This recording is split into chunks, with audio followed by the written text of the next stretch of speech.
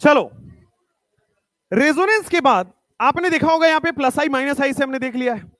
यहां पे एक माइनस आई लेकिन साथ में प्लस आई स्टेबल कर रहा है, एक माइनस आई लेकिन प्लस आई स्टेबल कर रहा है।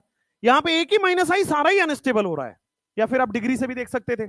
चलिए, उसके बाद आपके पास थर्ड क्वेश्चन, क्या यहां भी अमाउंट ऑफ रेजोनेंस सेम है या डिफरेंट है? डिफरेंट है ना। यहां पे पाई सिग्मा चार्ज क्या 3 कार्बन में रेजोनेंस है, यहां पे लेकिन क्या यहां से यहां तक में रेजोनेंस है, और यहां पे पूरा कंपाउंड में रेजोनेंस है। तो क्या more amount of resonance more stability, more amount of resonance more stability में क्या 3:1 आ जाएगा? नेक्स्ट, इसमें आ जाओ, क्या इसमें 3 कार्बन में रेजोनेंस है, क्या यहां पे ज्यादा कार्बन में रेजोनेंस आया, लेकिन क्या यहां पे प्लस चार्ज रेजोनेंस में है? यहां पे प्लस चार्ज तो रेजोनेंस में है ही नहीं, क्योंकि यहां पे तो अंदर अंदर रेजोनेंस होगा पाई सिग्मा पाई में। तो यहां रेजोनेंस है और तीसरे वाले में रेजोनेंस नहीं है। ठीक है, और ये जनरली लोगों को लगता है सर ज्यादा अमाउंट ऑफ रेजोनेंस से स्टेबिलिटी हो जाएगी, गलत हो जाएगा। क्या यहां पे नजर आ रहा है कि रेजोनेंस है लेकिन प्लस चार्ज का रेजोनेंस नहीं है? हमें तो प्लस चार्ज की स्टेबिलिटी देखना है, हमें तो उसका रेजोनेंस देखना है। क्या यहां पे रेजोनेंस है बट क्या ज्यादा रेजोनेंस है पहले से? यहां भी रेजोनेंस है लेकिन क्या कम रेजोनेंस है? यहां भी रेजोनेंस है लेकिन क्या कम रेजोनेंस है? बहुत अच्छी बात है। तो जो ज्यादा रेजोनेंस है क्या वो ज्यादा स्टेबल हो जाएगा, और कम रेजोनेंस कम स्टेबल हो जाएगा। और थर्ड वाले में तो रेजोनेंस ही नहीं है, तो थर्ड वाला तो स्टेबल ही नहीं होगा। अब देखो थर्ड वाले में, क्या थर्ड वाला अनस्टेबल और हो रहा है? क्यों? क्योंकि पॉजिटिव चार्ज मोर इलेक्ट्रोनिगेटिव पे है। क्या positive charge on more electronegative, sp2 carbon आ गया, मोर इलेक्ट्रोनेगेटिव आ गया, पॉजिटिव चार्ज मोर इलेक्ट्रोनेगेटिव पर अनस्टेबल हो जाएगा।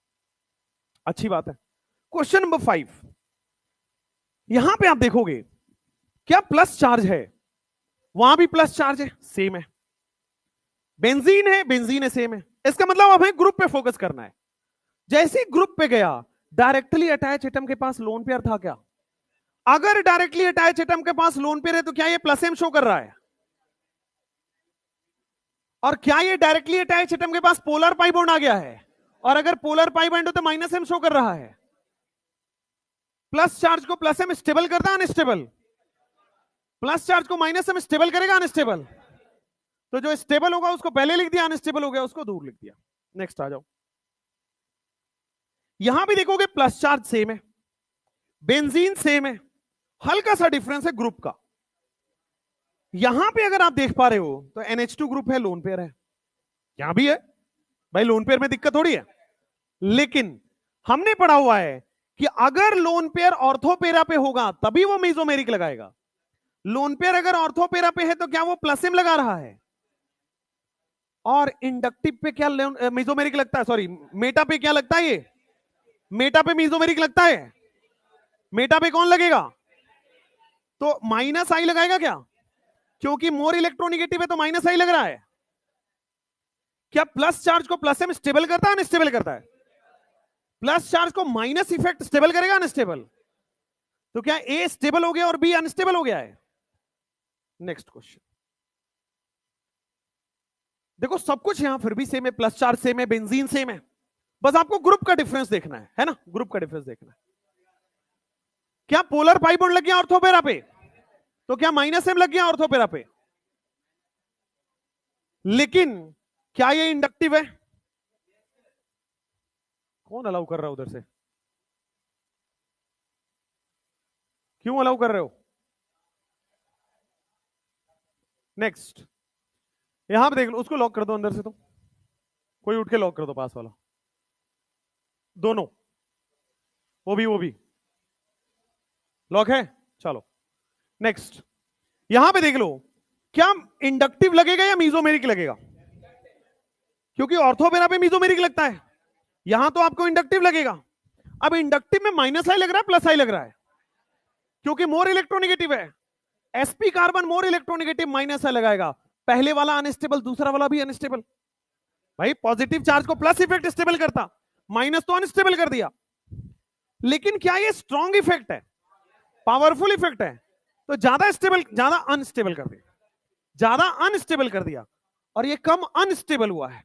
तो क्या ज्यादा स्टेबल और ज्यादा अनस्टेबल में, ए और बी में, क्या ये कम अनस्टेबल हो गया है? ए वाला तो बहुत ज्यादा अनस्टेबल हो गया। बी वाले में आओ, इस वाले में 8 नंबर में, अगर लोन पेयर ऑर्थो पेरा पे है तो क्या वो मीजोमेरिक दिखाता है?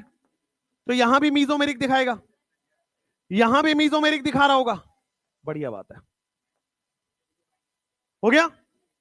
अब ध्यान से देखना, क्या ये मेटा पे तो हमेशा इंडक्टिव ही लगेगा? बढ़िया बात है, -i। इसका मतलब ये और ये तो स्टेबल हो रहा है, बीच वाला अनस्टेबल हो रहा होगा। बढ़िया बात है, बी वाला अनस्टेबल हो गया। अब ए और सी में आपको कंपेयर करना बचा रह गया। हमने पढ़ा है मीजोमेरिक दोनों जगह इक्वल लगता है, ऑर्थो पे भी पैरा पे भी। तो जितना स्टेबल ये कर रहा है उतना ही स्टेबल ये कर रहा है, इसका मतलब मीजोमेरिक से सॉल्व। तो क्या अब हमें इंडक्टिव देखना पड़ेगा?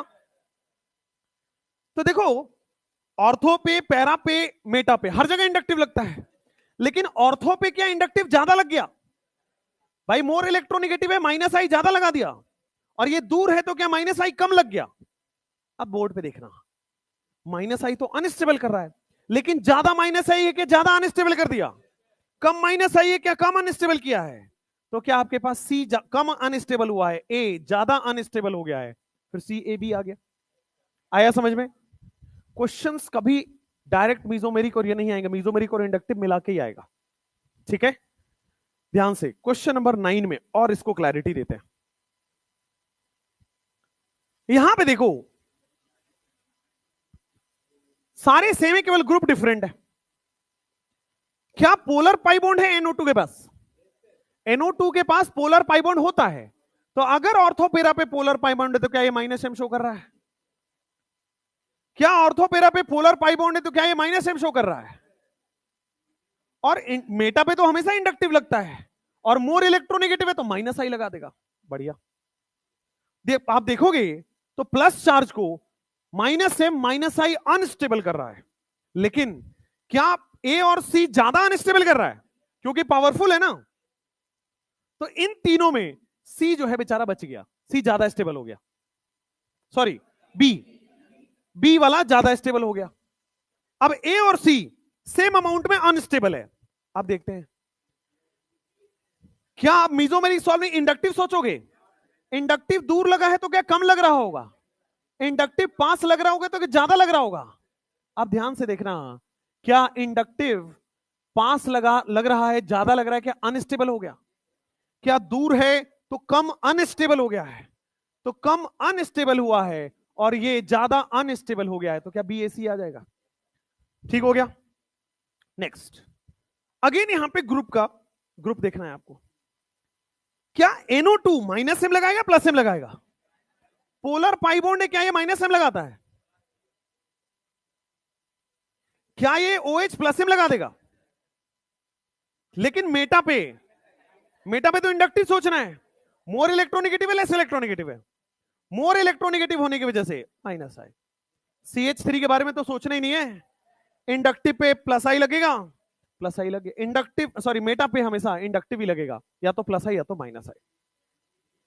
अब देखो ध्यान से, सबसे ज्यादा तो सबसे स्ट्रॉन्ग ये लग रहा है, तो सबसे स्ट्रॉन्ग लग रहा है सबसे ज्यादा स्टेबल करेगा, बी हो गया क्या? नेक्स्ट, उसके बाद क्या +i स्टेबल कर रहा है, तो क्या डी आ जाएगा? अब ए और सी में सोचो, ये तो ज्यादा अनस्टेबल कर दिया ना, स्ट्रॉन्ग इफेक्ट है, ज्यादा अनस्टेबल हो गया, तो सी आ जाएगा और फिर ए आ जाएगा। सी वाले में -i कम अनस्टेबल किया है, ए वाले में -m ज्यादा अनस्टेबल कर दिया। ये 10 नंबर हो गया। Next, question number 11, carbon ion की स्टेबिलिटी। अब कार्बन आयन की स्टेबिलिटी क्या -m बढ़ाएगा, -i बढ़ाएगा और +m+i घटाएगा? तो देखो ध्यान से, क्या पहले वाले क्वेश्चन में रेजोनेंस लग रहा है? पहले वाले क्वेश्चन में रेजोनेंस लग रहा है। दूसरे वाले क्वेश्चन में रेजोनेंस है या नहीं है? नहीं है। पाई सिग्मा फिर नेगेटिव चार्ज होता तो होता रेजोनेंस। क्या यहां रेजोनेंस है या नहीं है? यहां तो पाई बॉन्ड ही नहीं है, रेजोनेंस कैसे होगा? पाई बॉन्ड के बिना रेजोनेंस संभव ही नहीं है। अब आ जाओ, तो इसका मतलब फर्स्ट वन ए जो है वो सबसे ज्यादा स्टेबल है। अब बी और सी में देखते हैं, क्या नेगेटिव चार्ज sp2 कार्बन पे है? क्या नेगेटिव चार्ज यहां sp3 कार्बन पे है? क्या sp2 कार्बन मोर इलेक्ट्रोनेगेटिव होता है? तो negative charge on more electronegative is more stable, negative charge on more electronegative is more stable, negative charge less electronegative पर कम स्टेबल होगा। हो गया क्लियर? एकदम सब सुपर क्लियर। नेक्स्ट नेक्स्ट, यहां पे आप देखोगे क्या यहां -m लगेगा या नहीं लगेगा? NO2 क्या लगाता है? -m लगाता है, क्या लगाता है? भाई साहब बिना रेजोनेंस के कैसे -m लग जाएगा? रेजोनेंस है ही नहीं ना। अब रेजोनेंस होता तब तो -m सोचते। यहां पाई बॉन्ड कहां है जो रेजोनेंस आप देख रहे हो? इस ग्रुप के साथ रेजोनेंस करने लगेगा। भाई अगर आप इसको एक्सपैंड करके देखो तो इस ग्रुप के साथ रेजोनेंस हो रहा है, CH2 and double bond O coordinate. अब रेजोनेंस हो रहा है। स्ट्रक्चर में रेजोनेंस नहीं था बट ग्रुप के साथ जाके रेजोनेंस करने लगा, तो क्या पाई सिग्मा चार्ज रेजोनेंस हो गया? चलो, क्या यहां रेजोनेंस है? कतई नहीं है, दूर हो गया, रेजोनेंस दूर हो गया, है ही नहीं, सॉरी रेजोनेंस है ही नहीं। क्या यहां रेजोनेंस है? यहां पे रेजोनेंस है क्योंकि ये ग्रुप जब ओपन करके देखोगे तो आपको नजर आएगा इसमें रेजोनेंस। अच्छा, रेजोनेंस वाला क्या ज्यादा स्टेबल होता है या कम? ज्यादा होगा पहला और तीसरा में, लेकिन क्या थर्ड वाले में प्लस आई भी लग गया? क्या थर्ड वाले में प्लस आई लग गया, अनस्टेबल कर दिया? तो क्या ए वाला ज्यादा स्टेबल था, सी वाला? और बी में तो रेजोनेंस हो ही नहीं रहा, बी में अनस्टेबल। बी में आप देखो एक तो रेजोनेंस भी नहीं हो रहा है, साथ में भाई साहब यहां पे प्लस आई और लग रहा है। एक तो रेजोनेंस नहीं हो रहा है, साथ में कार्बन का प्लस आई और अनस्टेबल कर रहा है, तो बहुत ज्यादा अनस्टेबल हो जाएगा, बी ऑप्शन। नेक्स्ट, थर्ड सोचना है, कार्बन आयन की स्टेबिलिटी सोचनी है। -m स्टेबल करेगा, -i स्टेबल करेगा। पहला वाला क्या लगाएगा? हैलोजन के केस में कौन डोमिनेट करता है? -i। ठीक है, हैलोजन के केस में क्या आपने पढ़ा हुआ है कि -i डोमिनेट्स ओवर +m। तो किसका -i ज्यादा होता है? More electronegative, more -i। तो क्या फ्लोरीन का ज्यादा होगा एज कंपेयर टू? तो क्या ये फाइनल आंसर यही आएगा? -i से देखोगे ना, अब +m नहीं सोचना है क्योंकि हैलोजन के लिए कौन डोमिनेट करेगा? -i। इस वाले में देखना जरा, इस बार मेटा पे ग्रुप लगा हुआ है, और मेटा पे ग्रुप इंडक्टिव लगता है या कुछ और? मेटा पे ग्रुप इंडक्टिव लगता है ना, तो क्या यहां -i लग रहा है? मोर इलेक्ट्रोनेगेटिव -i दे रहा है। किसका -i ज्यादा है? फ्लोरीन का ज्यादा है ना, मोर इलेक्ट्रोनेगेटिव मोर -i। क्या यही आंसर आएगा? अगर मान लो आपके पास ये क्वेश्चन है, आपने सेम क्वेश्चन प्लस में किया, माइनस के साथ करो। देखो ध्यान से, आपको ग्रुप देखना है। क्या यहां पे -m लग रहा है? क्या polar pi bond, polar pi bond -m लग रहा है? बढ़िया। क्या यहां पे इंडक्टिव ही लगेगा -i? एक जगह -m, एक जगह -i, कौन स्टेबल कर रहा है? -m ये भी स्टेबल कर रहा है, बट ये ज्यादा कर रहा है क्या? स्ट्रॉन्ग इफेक्ट ज्यादा स्टेबल कर देगा, वीक इफेक्ट कम स्टेबल कर रहा है। नेक्स्ट,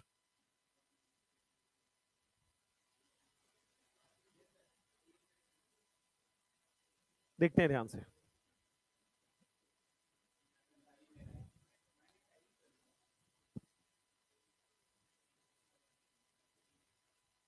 तुम्हारा रिजल्ट आ गया, देखा तुमने? अभी शायद सबका नहीं आया क्या? 11 बजे आने वाला है। ठीक, कितने नंबर? तुम्हारा देख लिया मैंने, तुम्हारा भी देख लिया, और बीच में कौन था? सेकंड नंबर पे कौन था? सत्यम। कौन है सत्यम? सत्यम, और एक समीर भी था। समीर कौन है? बैच 1 में? अच्छा, मुझे लगा सब यहीं से थे। और 5 पे कौन था? 5 पे ये थी शायद, तुम्हारा नाम है 5 पे। एक और कोई है, एक और 6 नंबर पे कौन था? रोशन कौन है? वही बैच 1 का ही है क्या? चलो ठीक है, अच्छी बात है। ठीक है, नेक्स्ट, आप लोगों को प्राइज राइज मिल जाएगा। यहां ये -m या +m? -m या +m? पहला वाला कुछ भी नहीं ना, ये तो मेटा पे है, इंडक्टिव लगेगा। और हमने पढ़ा हुआ है NF3+ क्या लगाता है? -i। क्या यहां पे भी -i ही लगेगा? भाई लोन पेयर देके घबरा मत जाना, मोर इलेक्ट्रोनेगेटिव मेटा पे हमेशा ही इंडक्टिव लगेगा। जब भी आपके पास मेटा आए मेटा पे मीजोमेरिक नहीं सोचना है। अब देखो ज्यादा माइनस आई किसका होता है भाई, ऑर्डर में हमने पढ़ा हुआ है, सबसे पहले ये सारे होते हैं, तो क्या वन ग्रेटर देन ए ग्रेटर देन बी आ रहा है। NH2 याद करो माइनस आई के ऑर्डर में बहुत लास्ट में आता था, डबल नहीं NH2, फिर ट्रिपल नहीं फिर डबल, बहुत लास्ट में आता था। चलो उसके बाद नेक्स्ट क्वेश्चन, ये दोनों प्रीवियस ईयर थे, हैं मतलब, ठीक है, हैं दोनों प्रीवियस ईयर है। आराम से पहले ऑर्डर लिख लो, 10 सेकेंड दिमाग में, खुद करो, खुद कर लो, सॉल्व कर लो।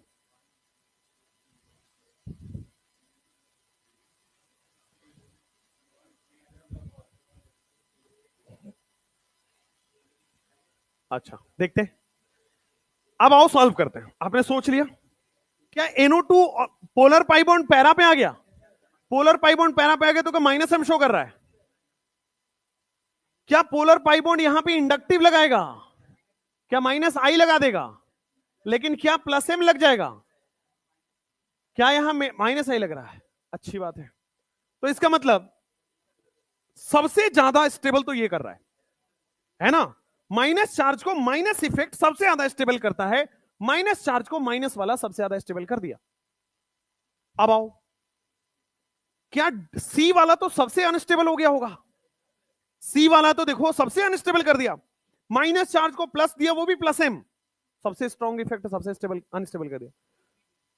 बी और डी में देखना है किसका माइनस आई ज्यादा होगा, बी का माइनस आई ज्यादा है ना, और फिर OH आया था, फिर आपके पास डी आ गया है।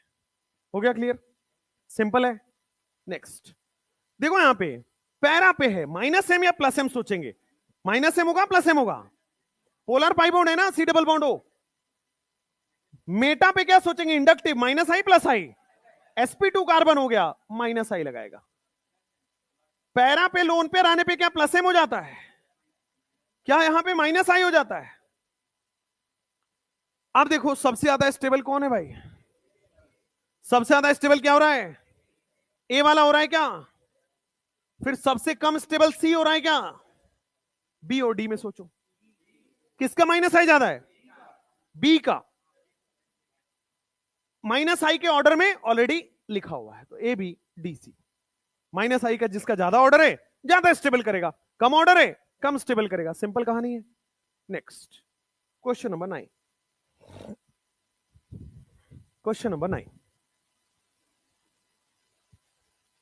क्या आपके पास पोलर पाई बॉन्ड पैरा पे लगने पे क्या माइनस एम आता है, यहां भी पोलर पाई बॉन्ड पैरा पे है माइनस एम लगेगा, यहां पे भी आपके पास क्या लगेगा माइनस एम लगेगा, क्या यहां माइनस आई लग रहा होगा, हेलोजन है ना, और क्या ऑक्सीजन के पास लोन पेयर है तो क्या प्लस एम लग रहा होगा, बढ़िया बात है। अब कैसे करोगे सर, जब एक से ज्यादा माइनस एम आने लगे तो एक बिना डायरेक्टली नहीं होगा, कल हमने शायद डायरेक्टली कर दिया था लॉजिक से सोच के, आज हम थोड़ा और उसको सहूलियत कर देते हैं।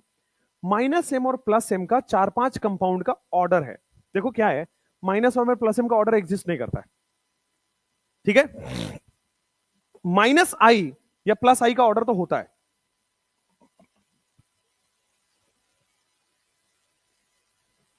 But minus M plus M का ऑर्डर एग्जिस्ट नहीं करता है, ठीक है, माइनस एम और प्लस एम का ऑर्डर एग्जिस्ट नहीं करता है। लेकिन हमने क्या है बहुत सारे क्वेश्चंस किए हुए हैं, तो हमने ऑर्डर देखा हुआ है, तो उस ऑर्डर को लिखवा रहे हैं इसलिए कि क्वेश्चन आपके लिए सॉल्व करना आसान हो जाए, ठीक है, बहुत छोटे छोटे ऑर्डर्स हैं, अभी ये याद हो जाएगा, ठीक है, 4-5 बस कंपेरिजन हैं। लेकिन आपको कोई पूछे माइनस आई का ऑर्डर और प्लस माइनस एम और प्लस एम का ऑर्डर एग्जिस्ट नहीं करता है, माइनस आई प्लस आई का ऑर्डर एग्जिस्ट करता है, वो हमने याद है, माइनस एम प्लस एम का ऑर्डर कभी भी एग्जिस्ट नहीं माना जाएगा, कोई एक्सपेरिमेंटल ऑर्डर इसका नहीं है। तो ये क्वेश्चन और आसान हो जाएगा, पहले एक बार माइनस एम और प्लस एम का ऑर्डर लिख लेते हैं। आपने क्या इसको लिख लिया है कल घर पे जाके, नहीं लिखे हो, टाइम ही नहीं मिला है, कितने ज्यादा बिल गेट्स आ रहे हैं क्या मिलने आपसे, टाइम ही नहीं मिल रहा है। कौन आ रहा है, डॉली चाय वाला है, मैंने डॉली चाय वाले का एक दिन मोटिवेशन देखा था, आपने देखा है, अगर आप बहुत हाईली डीमोटिवेटेड हैं और चाहते हैं जिंदगी में एकदम बर्बाद हो जाएं, तो वो सुन लीजिएगा, डॉली चाय वाले का मोटिवेशन वीडियो। भाई साहब गजब।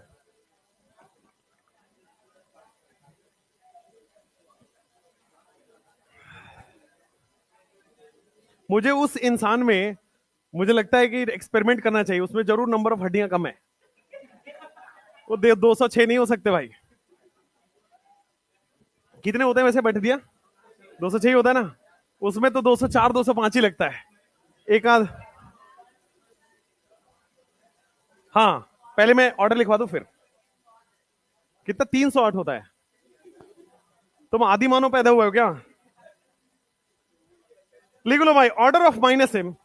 ये क्या है? ऑर्डर आपको बस याद रखना है और इससे क्वेश्चन करने में आपको सहूलियत होगी। ये बहुत सारे क्वेश्चंस में देखने के बाद एक ऑर्डर बनता है, माइनस एम का ऑर्डर। सबसे ज्यादा माइनस एम NO2 शो करेगा। अगर NO2 का किसी से कंपैरिजन किया जाए, सबसे ज्यादा NO2 हो जाएगा।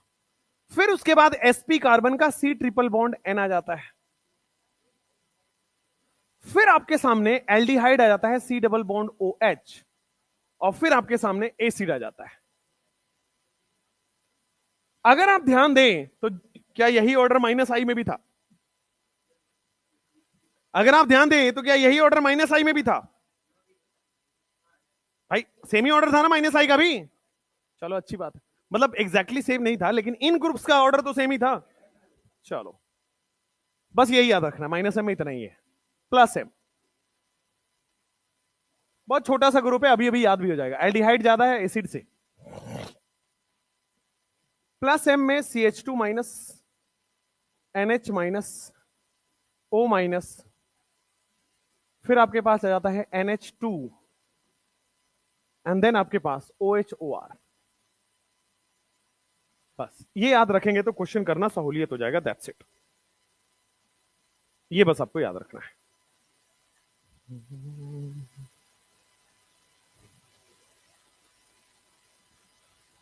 माइनस एम का ऑर्डर और प्लस एम का ऑर्डर बस याद रख लीजिए, सहूलियत बढ़ेगा क्वेश्चंस करने में।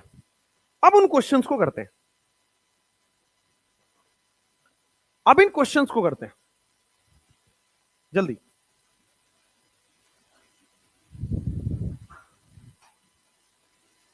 और मीजोमेरिक तो आएगा, ये ध्यान रखिएगा। जीओसी में मीजोमेरिक तो आएगा, 2 साल हो गए। And if you study PYQ का एनालिसिस पढ़ते हैं, मीजोमेरिक हर 2 साल में आया है, कभी कभी 3 साल लगा है, बट मीजोमेरिक हर 2 साल में आता है। हाँ माइनस एम या प्लस एम कहां ही होगा? NH4 प्लस कहां शो करेगा? माइनस एम प्लस एम कहां शो करेगा? नाइट्रोजन के 4 बॉन्ड बने हुए, अगर पाई बॉन्ड बना नाइट्रोजन के 5 बॉन्ड बन जाएंगे। NH4 प्लस कभी भी माइनस एम या प्लस एम नहीं शो कर पाएगा। देखो ध्यान से बोर्ड पे, मान लो आपने ये लगाया NH4 प्लस लगा दिया। पहले तो NH4 प्लस लगेगा नहीं, ठीक है, ज्यादा लगेगा तो NH3 प्लस लग जाएगा, ठीक है। अगर आपने पाई बॉन्ड बनाया तो क्या नाइट्रोजन के 5 बॉन्ड बन जाएंगे? संभव नहीं है, मीजोमेरिक होता ही नहीं है। ना NH3 प्लस का होता है ना NH4 प्लस का होता है। हाँ माइनस आई होता है, माइनस एम नहीं होगा। सेम विथ CH3 प्लस, उसमें भी कार्बन के 4 बॉन्ड ऑलरेडी बने हुए हैं। ध्यान दो, कार्बन के 4 बॉन्ड आपके पास ऑलरेडी बन गए, ठीक है ना। तो कहां से 5वां बॉन्ड आप बना पाओगे क्या कार्बन के? नहीं बन पाएंगे।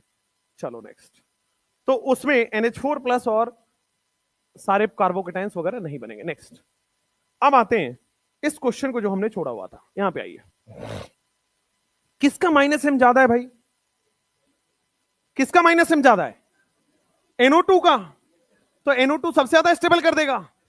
फिर CN का होता है तो क्या फिर A का हो जाएगा? फिर एल्डिहाइड होता है, फिर आपके पास C हो जाएगा, फिर माइनस आई स्टेबल करेगा, फिर D हो जाएगा। क्या ये अनस्टेबल कर देगा? E हो जाएगा। यही तो है, सिंपल PYQ आता है, डिफिकल्ट थोड़ी आता है, सिंपल है, प्रीवियस ईयर क्वेश्चन है। नेक्स्ट, अब आइए, हाँ यहां पे इलेक्ट्रोनेगेटिविटी से, हाँ कर सकते हैं बिल्कुल भाई, इलेक्ट्रोनेगेटिविटी से ही तो आंसर आया है। sp2 नाइट्रोजन है ना यहां पे, और क्या ये sp कार्बन है? क्या ये sp2 कार्बन है? बिल्कुल सही है, वही लिखा है, नेगेटिविटी ऑर्डर ही तो है। उसी से वो ऑर्डर बना दिया है ताकि एक बार में क्वेश्चन हो जाए। चलो इस वाले में आओ। इस वाले में तो आसान है, 3 - m, उसमें 2 - m और उसमें 1 - m, तो A B C will be the answer. Next,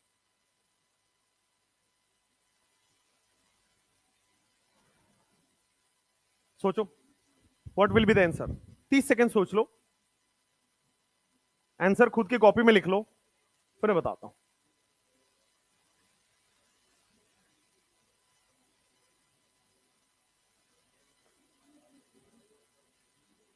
क्या होगा? क्या पहला वाला -m दिखा रहा है? क्या दूसरा वाला मेटा पे इंडक्टिव? क्या +m लग गया? क्या -i लग गया? हैलोजन में भूलना मत, -i लगता है। बहुत बढ़िया। अब आ जाओ, सबसे ज्यादा स्टेबल तो भाई ए कर देगा। ए तो -m से सबसे ज्यादा स्टेबल कर दिया। क्या सी वाला तो सबसे अनस्टेबल हो गया? अब बी और डी में देखो किसका -i ज्यादा होता है? NO2 का। तो NO2 का ज्यादा होगा तो बी ज्यादा हो जाएगा एज कंपेयर टू डी। हो गया क्या? नेक्स्ट, क्या यहां पे देखोगे CH3 का प्लस आई लग रहा होगा क्या? भाई CH3 कौन सा +m - m लगाता है? नहीं लगाता है।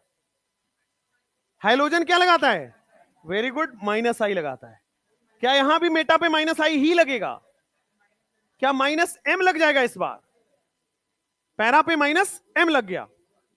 अब देखो ध्यान से, सबसे ज्यादा स्टेबल क्या आपके पास -m करेगा? सबसे ज्यादा स्टेबल आपके पास -m कर रहा है, डी ऑप्शन। फिर सी या बी? क्योंकि पास में है, पास में है तो सी, फिर बी, और ए तो अनस्टेबल हो रहा है। क्या ए तो अनस्टेबल हो रहा है +i से। ये भी दोनों ही प्रीवियस ईयर के हैं। ये वाला फ्री रेडिकल को ट्रीट करना है as a carbocation. Free radical को ट्रीट करना है एज ए कार्बोकेटाइन।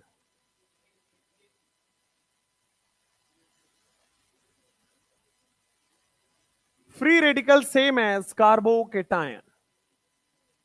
ए या बी या बी या ए? देखो यहां रेजोनेंस हो रहा है पहले वाले में, इसमें भी हो रहा है, बट इसमें ज्यादा है क्या? और इसमें तो रेजोनेंस है ही नहीं। यहां तो पाई सिग्मा पाई में रेजोनेंस है ना, पाई सिग्मा फ्री रेडिकल में कहां रेजोनेंस है? नहीं है। अब देखो बी सबसे ज्यादा है, फिर ए आ जाएगा, और सी तो अनस्टेबल हो गया। Positive charge and free radical less electronegative पर स्टेबल होते हैं, मोर इलेक्ट्रोनेगेटिव sp2 पे क्या अनस्टेबल हो गया?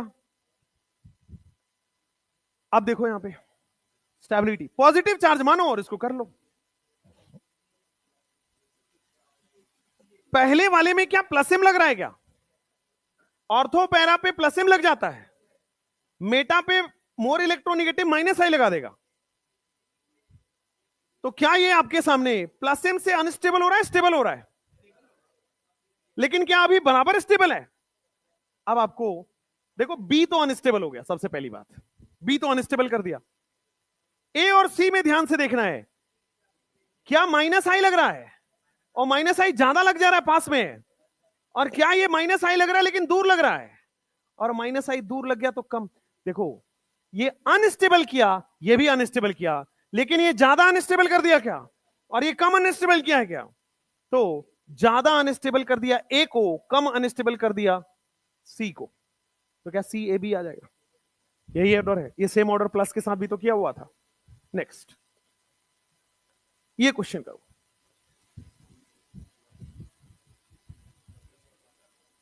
What will be the order of stability of free radical? क्या आपके पास यहां पे +m लगाता हुआ नजर आ रहा होगा? बढ़िया, वेरी गुड। क्या यहां पे -i लगा रहा होगा? बहुत बढ़िया। -m लग रहा है क्या? तो भाई सी तो जबरदस्त अनस्टेबल हो जाएगा, ए वाला सबसे स्टेबल हो जाएगा, और बी वाला कम अनस्टेबल हुआ है। हो गया। सेकंड, 16 नंबर,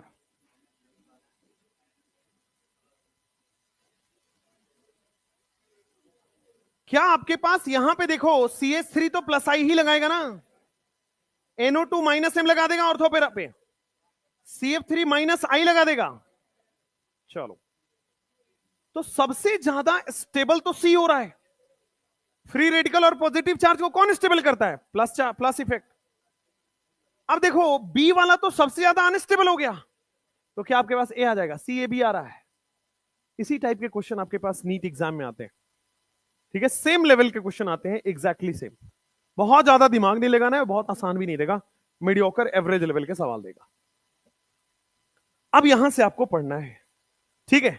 तो यहां तक ऐसा मैं मान के चल रहा हूं कि एक दोबारा रिवीजन हो गया, दोबारा रिवीजन करने से थोड़ा सा और समझ में आया ही होगा, ठीक है, काफी चीजें क्लियर और हुई होंगी, इसीलिए लोग ड्रॉप लेते हैं, ठीक है। अब आते हैं कि आपको अब electron density on benzene ring कौन बढ़ाता है, कौन कम करता है, कौन ज्यादा बढ़ाएगा, कौन कम बढ़ाएगा, ये दूसरे टाइप के सवाल आते हैं। मीजोमेरिक से एक तो स्टेबिलिटी के सवाल आएंगे, अभी एसिडिक स्ट्रेंथ बेसिक स्ट्रेंथ करने वाले हैं, लेकिन जो सेकंड टाइप का सवाल आएगा वो आएगा कि compare electron density on benzene ring. Stability के बाद electron density on benzene ring.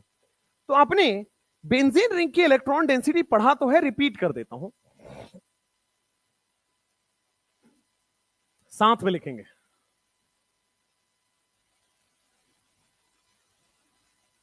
आपका एंड डेट आ गया है ऑर्गेनिक केमिस्ट्री का, दैट इज 30 नवंबर। पूरा नवंबर लग जाएगा आपको, है ना, पूरा नवंबर में आपका फिनिश हो जाएगा, नवंबर तक आप जबरदस्त। उसके बाद आप कम से कम 4 या 5 बार रिवाइज कर सकते हैं, मतलब नवंबर के बाद मैक्सिमम, बहुत टाइम है नवंबर में, है ना, 4 या 5 टाइम्स में है। कोशिश करना कि फुल में फुल लेके आए।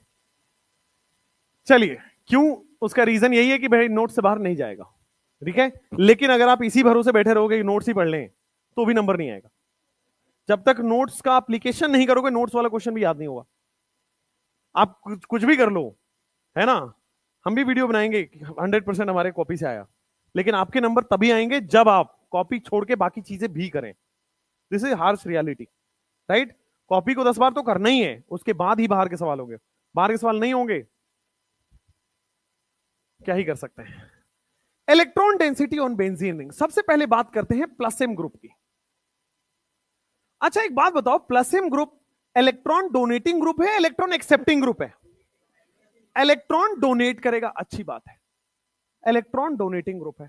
अगर इलेक्ट्रॉन डोनेट करेगा, तो इलेक्ट्रॉन अगर डोनेट करेगा तो इलेक्ट्रॉन डेंसिटी बढ़ेगा या कम होगा? बोर्ड पे देखिएगा, अगर मैंने एक प्लसम ग्रुप लगा दिया बेंजीन में, बेंजीन में मैंने प्लसम ग्रुप लगा दिया OH, यहां पे लोन पेयर, यहां पे लोन पेयर, क्या ये लोन पेयर डोनेट करेगा ना, लोन पेयर आगे की तरफ, तो लोन पेयर डोनेट कर रहा है, तो प्लसम ग्रुप क्या आपके पास इंक्रीजेस इलेक्ट्रॉन डेंसिटी? क्या प्लसम ग्रुप आपका इलेक्ट्रॉन डेंसिटी बढ़ा रहा है या कम कर रहा है? बढ़ा रहा है, इंक्रीजेस इलेक्ट्रॉन डेंसिटी। ये हमने कल भी पढ़ा हुआ था, कोई नई चीज तो है नहीं। उसके बाद जो ज्यादा प्लसम शो करेगा वो ज्यादा इलेक्ट्रॉन डेंसिटी बढ़ा देगा, भाई जिसको जो ज्यादा डोनेट कर देगा वो ज्यादा प्लसम बढ़ा देगा। तो इसी में दूसरा पॉइंट आता है, ए स्ट्रॉन्गर प्लसम ग्रुप, जो आपका मजबूत है, ए स्ट्रॉन्गर प्लसम ग्रुप जो मजबूत है, इंक्रीजेस मोर इलेक्ट्रॉन डेंसिटी। जो ज्यादा प्लसम ग्रुप है वो ज्यादा इलेक्ट्रॉन डेंसिटी बढ़ा देगा। और जब भी हम इलेक्ट्रॉन डेंसिटी बढ़ाने की बात करेंगे, बेंजीन पे बात करेंगे, ठीक है। नेक्स्ट, अब माइनस एम ग्रुप मान लो आपके पास कहीं लगा हुआ है, बेंजीन में मैंने माइनस एम ग्रुप लगा दिया, तो माइनस एम का क्या काम होता है, क्या इलेक्ट्रॉन खींच लेना बेंजीन से? माइनस एम क्या अपनी तरफ इलेक्ट्रॉन खींच लेगा? क्या बेंजीन से इलेक्ट्रॉन खींच रहा है, तो क्या ये डिक्रीज कर देगा इलेक्ट्रॉन डेंसिटी? ये इलेक्ट्रॉन को खींच लेगा, decreases electron density, electron density को कम कर दिया, ठीक है। नेक्स्ट, तो minus M group decreases electron density.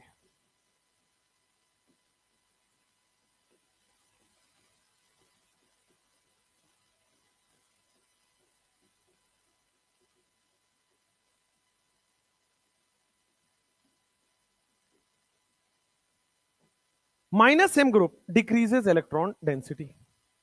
और माइनस एम ग्रुप क्या है? इलेक्ट्रॉन विड्रॉइंग ग्रुप है, बिल्कुल सही बात है।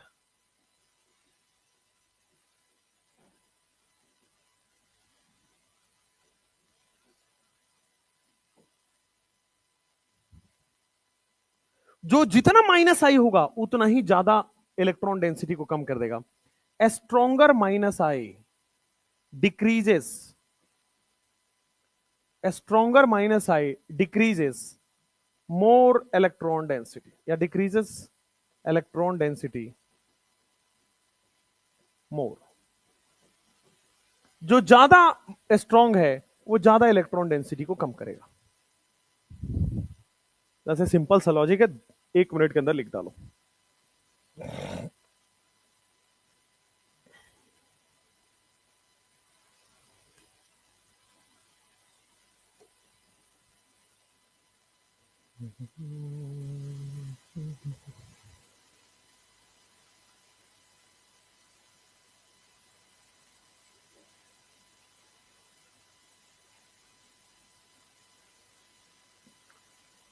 और रेजोनेंस का एक और टॉपिक टॉटोमर है ना। संडे बुलाते तुम लोग, संडे क्यों नहीं आते हो? बाकी जनता कहां थी? तुम आज ही से संडे मनाने लगे हो क्या?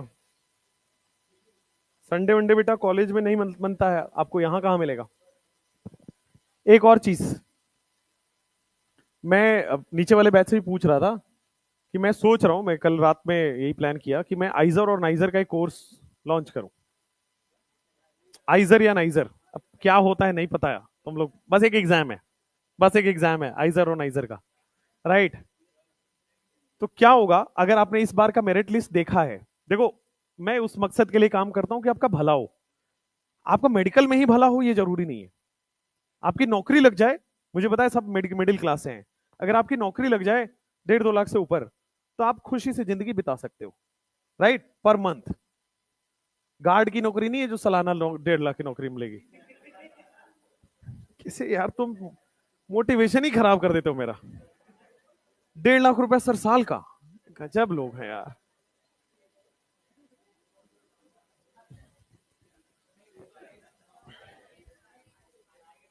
क्वेश्चन करते हैं यार। यार तुम 1.5-2 लाख रुपए महीने के मिल जाएं अगर, तो आप अच्छे से लाइफ बिता सकते हो। जरूरी नहीं है कि आप, हाँ ये जरूर है कि आप डॉक्टर बनोगे तो ऐसे ऐसे 1.5-2 लाख की आप डेली कमा सकते हो after the age of 30 cross करने के बाद। आप जनरल लोग क्रॉस कर जाते हैं, डॉक्टर का जनरल होता है, क्रॉस कर जाता है। 80% डॉक्टर्स को आप देखोगे, 20% देखो, अगर आप आज मेहनत करना छोड़ दो आज ही खराब हो जाओगे। आईआईटीज में भी जाके फेल हो रहे हैं ना। आईआईटी बॉम्बे से एक बहुत बढ़िया वायरल न्यूज चल रही है, 33,000 रुपए मंथली का पैकेज लगा है ना। तो हम मतलब आज मेरा जो एसएमई है उसकी सैलरी है 15 लाख रुपए साल के, मंथली नहीं, साल के। तो एसएमई की सैलरी है, मतलब जो सब्जेक्ट जो ये पीपीटीज बनाते हैं, जो एरर करके देते हैं, उनकी सैलरी होती है इतनी, राइट? एसएमईज की, जिनको नॉलेज है, मतलब एसएमईज की क्राइटेरिया होता है कि वो बीएससी एमएससी कर रहे हैं, करे हुए हो। तो पहले वो क्या करते हैं, 2-3 साल एसएमई की तरह काम करते हैं, उनको नॉलेज हो जाता है, सीख लेते हैं कैसे बनाना है, कैसे पीपीटी बनाना है, कैसे बच्चों से इंगेज करना है पूरा डेप्थ में। क्योंकि आपको पढ़ाने से पहले हम नीट नहीं पढ़ते, नीट तो अपने आप हो जाता है, हम लोग खुद पढ़ते हैं हायर लेवल की किताबें। तो एक बहुत अच्छा सौमुक्ता बनर्जी की किताब आती है, आप लोगों की किताब नहीं है, मतलब मैक्सिमम टीचर्स जिनको डेप्थ कमांड चाहिए वो पढ़ना होता है। उसकी मैंने वही बताया था आपको कि शायद लास्ट क्लास में बोला भी था कि एक किताब दूंगा जिसकी 4-5 लाइन, 4-5 पेज अगर आप समझ के बता दो, राइट? वही किताब है, सौमुक्ता बनर्जी की किताब है, पीली कलर की, इतनी मोटी होती है, राइट? तो कोई भी कहीं फंसता है, JEE advance, JEE mains, NEET वीट, तो वहीं जाता है। आइजर नाइजर के क्वेश्चंस वहीं से आ रहे हैं। आइजर नाइजर में जो केमिस्ट्री क्वेश्चन आए थे वो उसी किताबों से थे। खैर, और बहुत डिफिकल्ट नहीं होता, ऐसा नहीं कि क्वेश्चन आपसे नहीं बनेगा, कॉन्सेप्ट यही लगता है, कॉन्सेप्चुअल क्वेश्चन होता है, इट्स नॉट रट्टा क्वेश्चन। जैसे ये क्वेश्चन क्या कर रहे हो, कॉन्सेप्ट ही तो लगा रहे हो, प्लस एम स्टेबल करेगा माइनस एम, मतलब लाइन से क्वेश्चन नहीं आएगा कि हाँ रेजोनेटिंग स्ट्रक्चर बता दो बेंजीन का, वो नहीं आएगा। कॉन्सेप्चुअल क्वेश्चंस, इंडक्टिव इफेक्ट से स्टेबिलिटी पूछेगा, रेजोनेंस का स्टेबिलिटी पूछेगा, जहां पे आपका दिमाग लग रहा हो, जहां पे आप कैलकुलेट कुछ कर पा रहे हो। सीधा कुछ नहीं पूछ, डेफिनेशन नहीं पूछा, not like bio, right? Definition नहीं आता आइजर नाइजर में। लेकिन सबसे अच्छी बात आपके बेनिफिट के लिए है कि आप उसमें अच्छा कर सकते हो, क्योंकि एक तो आप लॉजिकल पढ़ रहे हो, हल्का सा 15-20 दिन का अगर आप एक कोर्स कर लो इंग्लिश का, 15-20 दिन का एक वीडियो लेक्चर ही आता है, 15-20 लेक्चर का ही आता है, अगर आप वो कर लो तो आप इंग्लिश भी कर लोगे। इंग्लिश करने से ये होता है कि सब लोग इंग्लिश में फुल ही लाते हैं वहां पे, ठीक है ना, हर बच्चे का, क्योंकि वो सेट ऑफ पैटर्न है, गाइड की तरह है, उसको पढ़ लो, बोर्ड की तरह है इंग्लिश उसका, कि नहीं होता कि 4 क्वेश्चन आएंगे यही पढ़ के चले जाओ, तो उसमें 15 पन्ने वही पढ़ के जाना है, उसी में से क्वेश्चन आता है, उसमें आप माहिर हो, है ना, उसमें आप बायो वाले हो माहिर हो कि आप बस दे दो, है ना, अगले दिन आप देख लो, है ना, इसी में से आना चाहिए, लेकिन है ना, बताता हूं। तो क्या होता है कि इस बार जो मैंने बिहार का, आप देखोगे एमसीसी के वेबसाइट पे डाउनलोड करके, तो 618-20 तक मिला है फर्स्ट राउंड में, अगर जिन्होंने कॉलेज अच्छे से फिलिंग करी है। अब आप 620 नंबर आया है, एम्स दिल्ली भरोगे तो घंटा मिलेगा आपको, कुछ नहीं मिलेगा ना। आपको भरना चाहिए था पावापुरी, आपको भरना चाहिए था Darbhanga medical college, second round third round, ऐसा भरना चाहिए था, राइट, राइट। तो 600 लास्ट, मतलब इस बार का जो राउंड 1 बंद हुआ है वो 600 पे बंद हुआ है छत्तीसगढ़ में, not in Bihar, right. Round 1 जो बंद हुआ है 600 वाले बच्चे को मिला है इन छत्तीसगढ़ स्टेट कोटा, ठीक है। तो आप लोग जो सुनते हो ना 660 कट ऑफ है, 650 कट ऑफ है, that is the cut off of top college या AIQ, ऑल इंडिया कोटा, वो 15% सीट की बात हो रही होती है। अभी मेजर पूल 85% की कोई बात, क्योंकि स्टेट कोटा वगैरह जो है ना थोड़ा डिफिकल्ट होता है देखना, क्योंकि उसके लोकेशन है, बहुत सारे कॉलेज हैं। एनालिसिस ये बताती है कि 600 तक छत्तीसगढ़ में कॉलेज मिला है, 625 सेफ स्कोर है बिहार के लिए, 620 तक कॉलेज आपको अलॉट हो जाएंगे, मॉपअप राउंड तक जाते जाते आपके पास 3-4 नंबर और कम हो जाएगा 615 तक, ठीक है। कॉलेज मिले हैं स्टेट कोटा से, अच्छा बात है ये, न्यू थिंग। अगले साल जब आप आओगे, क्योंकि बिहार में इलेक्शन है ना, बिहार के लिए बड़े इंपॉर्टेंट न्यूज है, बिहार में इलेक्शन आ रहा है ना, और जब जब इलेक्शन होता है 3-4 मेडिकल कॉलेज अनाउंस होते हैं, है ना, जब जब इलेक्शन होता है 3-4 मेडिकल कॉलेज अनाउंस होते हैं। और अगर आप पॉलिटिक्स को अगर आप फॉलो करते हो, तो सेंट्रल गवर्नमेंट में 7 मेडिकल कॉलेज दिया है बिहार को, मतलब 1400 सीट्स बढ़ी हैं बिहार में। और अच्छी बात यह है कि अगले साल इलेक्शन है, तो इलेक्शन के समय अनाउंस हो जाता है, अनाउंस हो जाएगा तो बिल्डिंग रहे ना रहे, कॉलेज में एडमिशन स्टार्ट हो जाता है, दूसरे कॉलेज की बिल्डिंग में पढ़ते हो आप। This is not a new thing, ये चलता है, जेएमसी बेतिया के साथ होता रहा था 1-2 साल पहले तक, अपना ये भी तो चल रहा था इधर दरभंगा,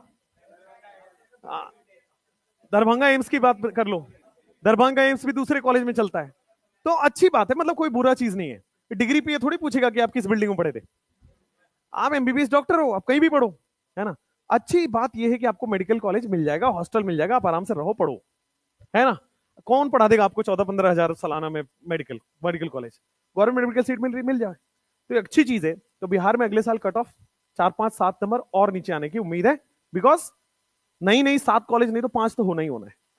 एक तो अपने मेरे घर के पास ही हो रहा है मोतिहारी में, वहां मत पहुंच जाना तुम लोग, कोशिश करने को वहां से तो बाहर निकले, जहां से बाहर निकलने के लिए तैयारी कर रहे थे पहले वहीं पहुंच गए, है ना। हाँ, तो ऐसा नहीं करना है, कोशिश तो ये रहनी चाहिए। लेकिन अगर मान लीजिए कुछ, देखो एग्जाम के दिन क्या होगा किसी को नहीं पता है, एग्जाम के दिन पहले तक सबको अच्छा लग रहा होता है, एग्जाम के दिन वो 3 घंटे आपके डिसाइड करते हैं, वो 3 घंटे बड़े डिफिकल्ट करते हैं, राइट। वो डिसाइड, इसीलिए मैं कभी नॉलेज या मार्क्स के बेसिस पे बहुत जजमेंट नहीं करता हूं, क्योंकि उस 3 घंटे में ना पिछले आपके 16-17 साल में जो हुआ है ना सब सुनाई तो दिखाई देना स्टार्ट हो जाता है, ठीक है ना, अगर आप बहुत सीरियसली तैयारी किए हो तो। और एग्जाम के एक दिन पहले ये जरूर फील होगा कि अगर 1 साल और मिल जाता ना तो अगले साल 720 ले आएंगे, ये जरूर फील होता है, ठीक है ना। और एक और बात जरूर फील होगी कि मुझे कुछ याद नहीं है ना, सब ब्लैंक जैसा लगता है। आज भी जब हम स्टेज पे या कहीं पे सेमिनार या वैसा लेते हैं तो हमें भी वैसी फील होता है, आज भी आफ्टर, रोज हम स्टेज पे खड़े होते हैं, बट बापू सभागार में सेमिनार हो, वो सारी टीचर्स की वही हाल होती है, ब्लैंक, सब अपना अपना कुछ कुछ शायरी वायरी रट के जाते हैं, वहां भूल गए, वहां सब मोबाइल निकाल रहे हैं कि हाँ स्क्रीनशॉट लेके रखें कि यही बोलना है, राइट। तो हमारे साथ भी हुई होता है, तो वो आपके साथ भी होगा, लेकिन उसको अवॉइड करना है कि हाँ वो हो रहा है, ठीक है, दिमाग में नेगेटिव थॉट आ रहा है, उसे अवॉइड हो, क्योंकि मैं जाऊंगा, मैं क्वेश्चन लगाऊंगा तो मेरे हो जाएंगे, ठीक है। टेस्ट में भी आपके साथ होता होगा कि आप आए पता नहीं क्या क्या याद ही नहीं है, लेकिन जब आप करने बैठते हो, जब आप सोचने बैठते हो, तो मेजोरिटी चीजें याद आ जाती हैं, कुछ कुछ चीजें तो देखो भूल हो गई, है ना, आप रोबोट तो हो नहीं कि सारी चीजें याद हो जाए। खैर, तो आइजर नाइजर में अच्छा स्कोप है। माई ओन स्टूडेंट जो 2000, मैं उसको बहुत स्टार्टिंग ईयर्स में पढ़ाया था, 2020 में, 19 में 2019 में उसको पढ़ाया था मैं, first year of my teaching, ठीक है।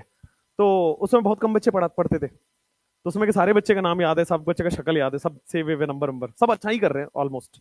सब तो अच्छा नहीं कर सकते बट ऑलमोस्ट अच्छा कर रहे हैं। उसमें से एक बच्चा था जो नाइजर लिया था। मतलब मैं तो आईटी बैकग्राउंड का था, तो मुझे पता था कि आइजर नाइजर का कितना वैल्यू है, लेकिन मेडिकल वालों को नहीं पता होता है। तो आइजर और नाइजर का मैंने उस समय उसको फॉर्म बोल दिया था कि भर देना। उस समय आइजर और नाइजर अपना एग्जाम कंडक्ट करते थे, अभी भी वो अपना ही एग्जाम कंडक्ट करते हैं, ठीक है। आइजर और नाइजर होमी भाभा इंस्टीट्यूट से एफिलिएटेड है, और होमी भाभा इंस्टीट्यूट इंडिया का सबसे one of the best institute माना जाता है, इंस्टीट्यूशन माना जाता है। उससे अगर एफिलिएटेड कॉलेज है तो अच्छा ही होगा। आप बार्क का नाम सुने होंगे, भाभा एटॉमिक रिसर्च सेंटर, जहां पे ये तोप वो बनती है, गोली बारूद ये सब बनता है, जितने भी आर्मी के एम्युनिशंस बनते हैं वो सारी बंदूकें सब वहीं बनती है। इसलिए आज बार्क के ऑफिस में अगर आप जाओगे तो उसकी 1 किलोमीटर के एरिया में इतना ज्यादा वो होता है ना सिक्योरिटी, एंट्री वेंट्री तो छोड़ ही दो, उसके 1 किलोमीटर के एरिया में रोड के साइड पे कि आपको घुसने ही नहीं जाएगा। अगर आपकी गाड़ी को क्रॉस करना भी है, इंपॉर्टेंट काम है, तो पूरी हाई चेकिंग होती है, राइट। तो बहुत वैसे हैं, जॉब्स बहुत अच्छे हैं उसमें। तो वो क्या किया, नाइजर से उसने बीएस और एमएस एक डिग्री लिया। देखो आपको एमबीबीएस की डिग्री नहीं मिलेगी, बीएससी की डिग्री नहीं मिलेगी, एमएससी नहीं मिलेगी, बीएस और एमएस होता है, which is good amount, which is ठीक ठाक माना जाता है। बीएस और एमएस फॉरेन में चलता है, यहाँ बीएससी बोलते हो ना, उसको वो लोग बीएस बोलते हैं, ठीक है। यहाँ एमएससी चलता है, वहां एमएस बोलते हैं फॉरेन में। सारी कंट्रीज में बीएस एमएस चलता है, अपन अलग है। तो बीएस और एमएस की डिग्री उसमें होती है। 4 साल में दोनों डिग्री का कंबाइन कुमुलेटिव डिग्री होती है। जैसे बीटेक प्लस एमटेक 6 साल का होता है, बट एक साथ करो तो 5 साल में हो जाता है। वैसे बीएस और एमएस 5 साल का होता है, बट एक साथ करोगे 4 साल में डिग्री मिल जाती है, ठीक है। 4 साल में डिग्री के बाद अगर आप गवर्नमेंट स्टाइपेंड, जैसे एमबीबीएस में आप गवर्नमेंट कॉलेज में जाते हो, गवर्नमेंट हॉस्पिटल में जाते हो, वहां भी गवर्नमेंट रिसर्च सेंटर्स हैं। गवर्नमेंट ने काफी रिसर्च सेंटर बना रखे हैं, बार्क के अलग हैं, हर में। और आप जानते हो जूनियर रिसर्च साइंटिस्ट उसका पोस्ट होता है, जूनियर रिसर्च साइंटिस्ट बोला जाता है। और उसकी जो पे स्केल है वो 1.25 लाख है स्टार्टिंग। स्टार्टिंग सैलरी बहुत अच्छी है, 1.25 लाख रुपए, ठीक है। उसके बाद अगर आप अच्छा परफॉर्म करने लगे, अगर आपके रिसर्च पेपर्स वगैरह, आपका नाम होने लगा रिसर्च में, अखबारों में आने लगे, तो फिर तो पूछो ही मत। फिर देन यू आर अगेन तो नासा वसा वाले उस टीम में आ जाते हो आप, राइट। उसने क्या किया, बड़ी स्मार्ट मूव किया कि आप करोगे पहले बीएस और एमएस की 4 साल की डिग्री। उसने क्या किया, पीएचडी अप्लाई कर दिया फॉरेन इंस्टीट्यूट में। और यहां के आइजर नाइजर के बच्चों का फॉरेन में काफी डिमांड है फॉर पीएचडी, क्योंकि इंडियन स्टूडेंट्स काफी मेटोरियस स्टूडेंट्स हैं एज कंपेयर टू बाहर वाले। तो बहुत अच्छे से आराम से, और 60% लोग यही करते हैं आज के डेट में, आइजर नाइजर वाले पीएचडी के लिए चले जाते हैं बाहर। 4 साल आपने पढ़ाई की, पीएचडी के लिए अप्लाई कर दिया, पीएचडी आपका एक्सेप्ट हो गया, आप चले गए। पीएचडी में स्टाइपेंड इंडियन करेंसी में 4.5 लाख रुपए मिलता है आज का। और मैं उसको 1-2-3 दिन में वीडियो भी करूंगा उसके साथ। 4.5 lakh for doing PhD just after 4 years. आप सोचो आज से 4 साल बाद आपको 4.5 लाख रुपए पर मंथ मिले इंडियन करेंसी में, कितनी अच्छी बात है। प्लस आपको पीएचडी करने, जब आप पीएचडी कर रहे हो तो आपको रहने खाने का खर्चा कॉलेज देती है, मतलब आपको वहीं के जो रूम्स होते हैं वो सब सब सब वहीं देती है। और आप इंडिया से निकल गए तो थोड़ी लाइफ बेटर हो ही जाती है। बहुत ज्यादा देशभक्ति है तो आप रहिए, नो डाउट, मतलब अच्छी चीज है, बट आपको एक्सप्लोर करना भी चाहिए एज अ ह्यूमन। आप जाइए, फिर आ जाइएगा, जब आप काबिल बन जाए तो फिर वापस आ जाना इंडिया। बट काबिल बनने के लिए तो बाहर जा ही सकते हो, राइट। तो वो 2 या 3 साल या 2.5 साल का एक प्रोजेक्ट होता है जिसपे आपको काम करना होता है। आप आराम से जाके फॉरेन में वो करके और वापस आ सकते हैं। जब आप वापस आएंगे तो आपके पास पीएचडी की डिग्री है, और आपके पास ऑप्शन है, if you want to join as a scientist in any, और कोई वो नहीं होता आप एग्जाम क्लियर करना है, कुछ नहीं। If you have a degree of PhD from foreign and आइजर niger, तो आपको मिल जाता है। स्पेशली सिंपल होगा, रजिस्ट्रार या प्रिंसिपल का एक इंटरव्यू या टॉक होता है, बस हो गया, उसमें नॉलेज राउंड अब नहीं बचता, ठीक है। उसके बाद आपके पास ऑप्शन है कि आप प्रोफेसर बन जाओ, वो भी डायरेक्ट एंट्री है, देयर इज नो एग्जाम है, कुछ क्रैक नहीं करना। आपका डिग्री है, आप अप्लाई करोगे, सिंपल आपकी वो हो जाएगी। तो जितने भी आईआईटीज में प्रोफेसर होते हैं, एनआईटीज में प्रोफेसर होते हैं, ट्रिपल आईटीज में प्रोफेसर होते हैं, और इनकी बहुत स्कार्सिटी है, बहुत कमी है। आईटीज एनआईटी प्रोफेसर मिलते नहीं है जनरली, वो यही लोग आजकल बन रहे हैं। इसका ट्रेंड अब जो सेट हुआ है, आइजर नाइजर के लोग पीएचडी करते हैं, और अगर आप आईआईटी के प्रोफेसर बन गए, सोचो जिंदगी ना ऐसी सुकून में बीतेगी। 3-4 लाख रुपए सैलरी कहीं नहीं गया है, प्लस इंक्रीमेंट होता रहेगा। सबसे अच्छी बात है जो बिहार में लोग ज्यादा से काम नहीं करना पड़ेगा, कोई काम नहीं है। आपको जाना है, एक चेयर टेबल है, बैठना है, अटेंडेंस पूछना है, 75% से कम है तो उसको डिवाइड करना है, और पीपीटी एक तैयार है, बैठे बैठे पढ़ देना है। ठीक है, ये होती है आईआईटीज की प्रोफेसर। हम लोग तो, my college was from IIT Roorkee, तो वो पता है सब कुछ कि कैसे चलता है। उनकी सेट पीपीटीज है, और सेट पीपीटी कब हुई है? 1990s में। पीपीटी का कलर भी आज तक वही है, पीपीटी का डायग्राम भी आज तक वही है, और पीपीटी में अगर वहां स्पेलिंग में एरर था तो आज भी है। तो एवरीथिंग इज कांस्टेंट। और वहां आएंगे लोग, जैसे मान लो 10 बजे की क्लास है तो 10:45 तक आ जाएंगे, ठीक है। बट अगर आप 10 बजे के बाद एंट्री किए हो तो गार्ड एंटर नहीं करने देगा, 10:05 पे गार्ड खड़े हो जाता है, राइट, एंट्री नहीं करने देगा। आपको 10 बजे आके बैठना है, और सीसीटीवी से आप मॉनिटर हो रहे हो, क्लास पूरी मॉनिटर होती है सीसीटीवी से। तो अगर आप मोबाइल चला रहे हो, कुछ कर रहे हो, तो गए आप। अगर प्रोफेसर को पता लग गया तो आप गए, ठीक है। तो आपको बैठना है, लैपटॉप खोलना है, या तो आप कंप्यूटर साइंस के तो कोडिंग करिए, इलेक्ट्रिकल के हैं तो आप उसमें डायग्राम्स बनाइए, कुछ करिए, सर्किट वर्किट बनाइए, कुछ करना होता है आपको। 10 से 12 की क्लास है मान लो, तो 10:45 पे आते हैं और 11:30 पे चले जाते हैं। लेकिन अगर आप उनके पीछे पीछे निकल गए तो आप फेल। 12 बजे ही जाना है आपको। क्या करना है? उनमें बैठ के अपना अपना कुछ कुछ काम करना है। तो आईटीज एंड आईटीज के प्रोफेसर बनना is dream come true for your life. Plus अगर आप आईटी के प्रोफेसर हैं, आपको रहने का घर मिलता है, वो देंगे आपको, ड्राइवर और गाड़ी मिलती है, बहुत अच्छा लाइफ है उनका। और सबसे अच्छी बात है कि आपकी प्रमोशन होके अगर आप वहां पहुंच गए प्रिंसिपल या उस लेवल पे, फिर अंधा पैसा है भाई। फिर आप मेडिकल वाले को बुलाओगे कि आओ मेरे कॉलेज में, आओ थोड़ा टॉक वॉक दे पाओ, अगर आप अच्छे डॉक्टर बन पाए हो तो, ठीक है ना। एक कॉलेज की, और अगर आप बहुत अच्छे करके तो लोग कुलपति वगैरह बनते हैं, अगर आप सुने हो तो, यूनिवर्सिटी के वाइस चांसलर एंड चांसलर। फिर तो भाई घूस भी बहुत है, फिर तो घूस भी बहुत है। हालांकि वो तुम करोगे नहीं, तुम तो बहुत अच्छे लोग हो, है ना। हाँ। तो there is another scope also. Sir नहीं फोड़ना है नीट में, ये भी मैं बता दूं, ठीक है। मेरे लिए वो बड़ा फायदा होगा कि आप यहीं पे 4-5 साल रगड़ते रह जाओ, बट आप 4-5 साल बाद जब लाइफ को घूम को देखोगे तो लगेगा क्या बेवकूफी करी मैंने। इसके लिए अदर ऑप्शंस हैं। अवेयर होने की जरूरत है, जागने की जरूरत है, और सेटल होने की जरूरत है। क्योंकि हम हाई क्लास से नहीं है कि हमारे पापा मम्मी अब आराम से आपको खर्च देंगे 4-5 साल तक, नो। हमें 4-5 साल बाद उन्हें उनकी केयर टेकर बनना है, उनका उनका देखभाल करना है। इसलिए हमें अर्न करना जरूरी है। 4-5-6 साल में अगर आप अर्न करने लगे, इससे बेटर कुछ नहीं होगा, राइट। और जो मैं आज बात बोल रहा हूं अभी 10 मिनट में जो बोला, वो तब समझ आएगा जब आप वहां पहुंच जाओगे। 4-5-6 ईयर्स में लगेगा कि नहीं, अच्छा डिसीजन लिया था, राइट। अभी लोगों को लगता है कि नहीं, एम्स का जब तक ये टीका नहीं लगेगा या मेडिकल का ये नहीं लगेगा, तब तक तो क्या ही मतलब है। साइंटिस्ट उससे ज्यादा वैल्यूएबल है भाई, अच्छे वैल्यूएबल होते हैं, ठीक है। एक चीज और है कि आप आइजर नाइजर मेरे साथ कभी एक मैं सोच रहा हूं, एक आपको अवेयर कराऊं कुछ कॉलेजेस के नाम पे।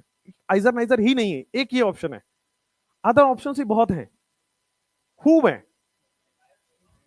बहुत सारे हैं। चलिए, क्योंकि मुझे पता लग रहा है कि तुम टाइम पास करना चाहते हो, स्पेशल सेशन लूंगा उसके लिए।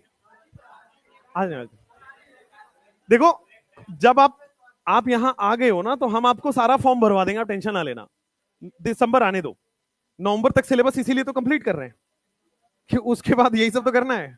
लैपटॉप लेके बैठेंगे, आओ बेटा, आओ भरते हैं तुम्हारा फॉर्म। मैं बता दूंगा, बेसिकली बता दूंगा। यहाँ साइबर कैफे भी है, वो भी बता दूंगा। वो लोग सारे फॉर्म जानते हैं, वो लोग सारे फॉर्म आपसे भरवाएंगे। And you don't have to depend on NEET, जो हुआ उसके साथ आगे बढ़ना है, क्योंकि हर फील्ड में स्कोप है, राइट। ड्रॉप नहीं लेने दूंगा, ये भी ध्यान रखना, ना ऑनलाइन ना ऑफलाइन। आ गए हो, इसी साल कुछ ना कुछ करना है, बेहतर करना है, ठीक है। अब घर वालों के सर पे बोझ ना बनो, मूव।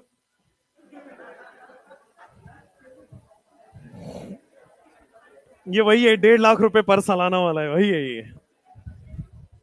बेटा पैरामेडिकल एम्स का करके देखो, बहुत अच्छा है। एम्स पैरामेडिकल करके देखो, एएफएमसी।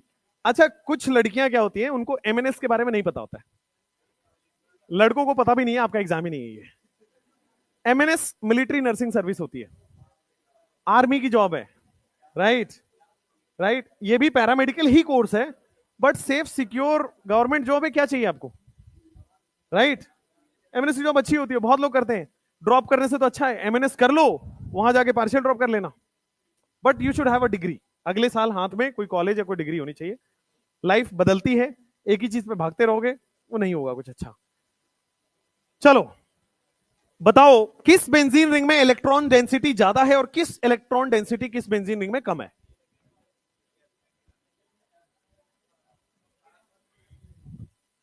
देखो, क्या OH यहां पे प्लस एम लगा रहा है, तो प्लस एम से सबसे ज्यादा इलेक्ट्रॉन डोनेट हो पाएगा, लेकिन प्लस आई वीक इफेक्ट है तो कम डोनेट कर पाएगा। हाइड्रोजन तो हमेशा माइनस आई लगाएगा ना, और माइनस आई से इलेक्ट्रॉन डेंसिटी कम हो जाता है क्या? तो सबसे ज्यादा इलेक्ट्रॉन डेंसिटी क्या बी का होने वाला है, फिर क्या ए का होने वाला है, और क्या सी का हो जाएगा इलेक्ट्रॉन डेंसिटी? सिंपल है, जो आपने प्लस एम और माइनस एम का ऑर्डर देखा वही तो है। ऊपर आइए,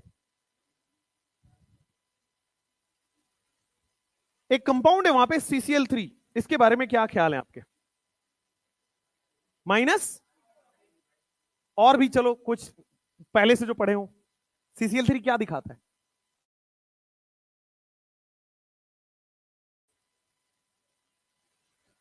plus M plus H minus H दिखाता है, बिल्कुल सही बात है, it shows minus H. Hyperconjugation पढ़ेंगे, बट अभी हमने नहीं पढ़ा है तो अभी उसको ट्रीट नहीं करेंगे।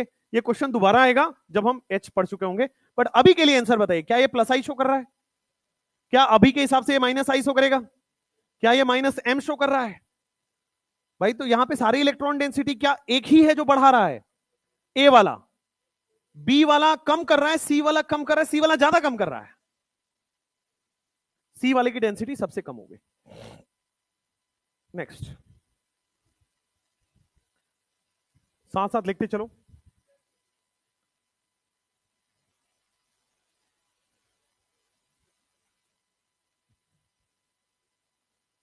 ये इतना गंदा कैसे, साफ नहीं होता क्या ये क्लास? ऐसा? अच्छा, संडे को क्लास हुआ तो हुआ ही नहीं साफ।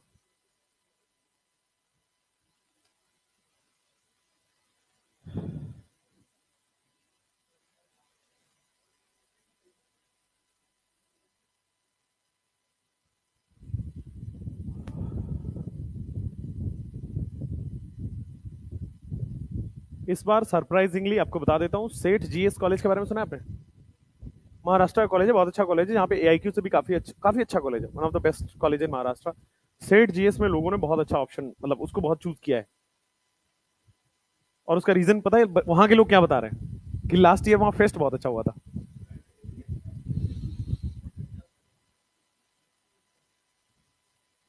तो लास्ट ईयर मतलब एक्चुअली इक्विवेलेंट कॉलेज है, सारे बराबर ही हैं, सबके डॉक्टर्स इक्विवेलेंट लेवल के निकलते हैं, सबका मार्क्स भी एक आध नंबर से इधर उधर होता है। तो जिसका फेस्ट ज्यादा होता है ना, वो अगले साल मेरिट लिस्ट में फिर आगे आ जाता है।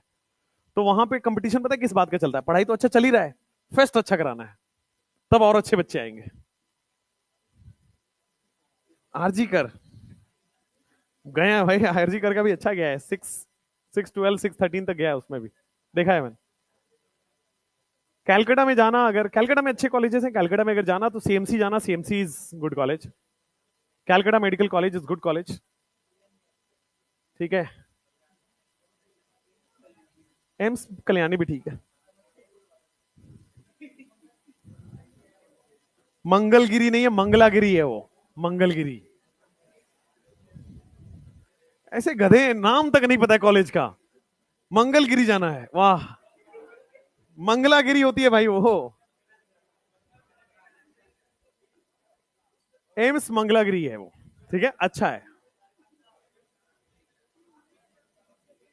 बताओ किसका किस बेंजीन रिंग पे ज्यादा है?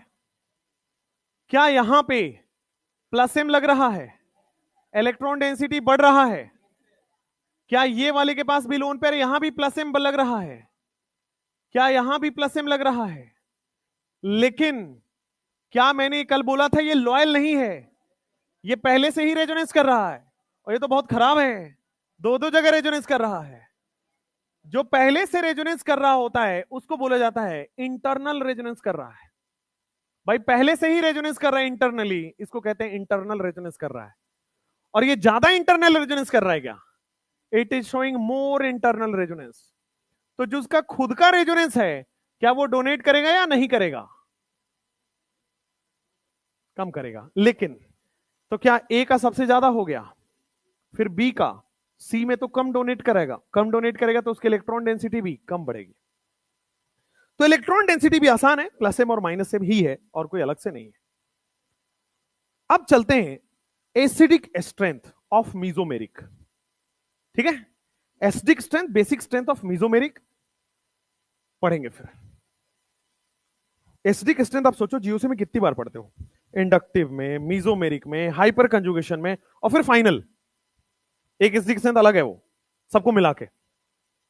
उसी तरह carbocation, carbon ion, free radical की स्टेबिलिटी आप 3 बार पढ़ते हो, फिर एक फाइनल जिसमें सब मिला हुआ मिलेगा।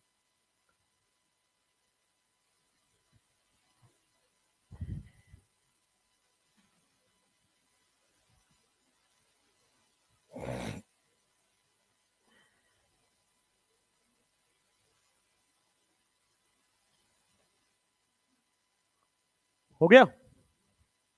लिखो एसिडिक स्ट्रेंथ। एसिडिक स्ट्रेंथ, इसमें एक इंपॉर्टेंट टॉपिक है जिसका नाम है इक्विवेलेंट रेजोनेंस, वो समझाना है, उसके बाद हम लोग एसिडिक स्ट्रेंथ करते हैं। आइए लिखिए, हेडिंग डालिए एसिडिक स्ट्रेंथ। आपका जो कल क्वेश्चन डाला है मैंने, वो कर लिया है? ठीक है, आज का जो टॉपिक हुआ है वो कल मतलब शाम तक डल जाएगा। एसिडिक स्ट्रेंथ, और फ्राइडे सैटरडे संडे में बोला था आइसोमेरिज्म का डलेगा। ठीक है, चलो एसिडिक स्ट्रेंथ की बात करते हैं। क्या हमें पता है, इंडक्टिव में हमने ऑलरेडी देख रखा है कि एसिडिक स्ट्रेंथ के देखने के लिए H प्लस हटा के एनाइन बनाना है, और जिसका एनाइन स्टेबल होगा वही एसिडिक स्ट्रेंथ ज्यादा शो करेगा, यही देखा हुआ है। तो acidic strength is directly proportional to stability of anion. साथ में लिखेंगे acidic strength is directly proportional to stability of anion. Acidic strength सबसे ज्यादा स्टेबल है एनाइन के साथ, directly proportional to stability of the anion. Next,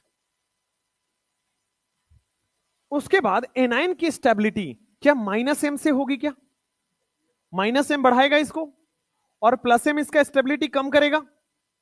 ये तो हमने ऑलरेडी पढ़ा हुआ है। चलिए, अच्छी बात है। एक कॉन्सेप्ट होता है दूसरा इसमें है इक्विवेलेंट रेजोनेंस। कोई बताएगा क्या होता है, व्हाट इज इक्विवेलेंट रेजोनेंस?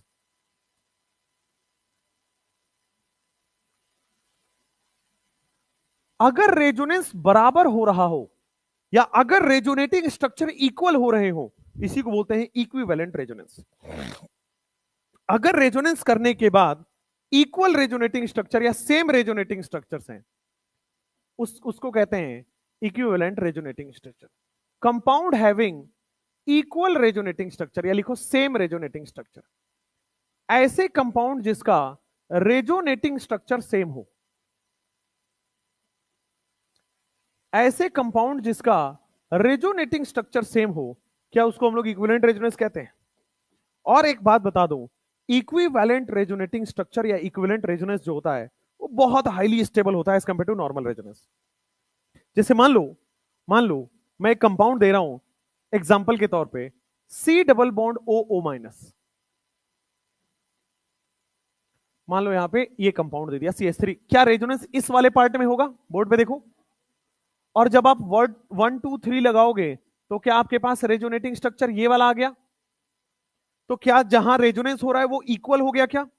देखो, यहां भी C double bond O, C single bond O minus, यहां भी C double bond O, C single, exactly same resonating structure आ रहा है। अगर रेजोनेंस करने के बाद एग्जैक्टली सेम रेजोनेटिंग स्ट्रक्चर्स आए, उनको कहा जाता है इक्विवेलेंट रेजोनेटिंग स्ट्रक्चर। समझ में आया?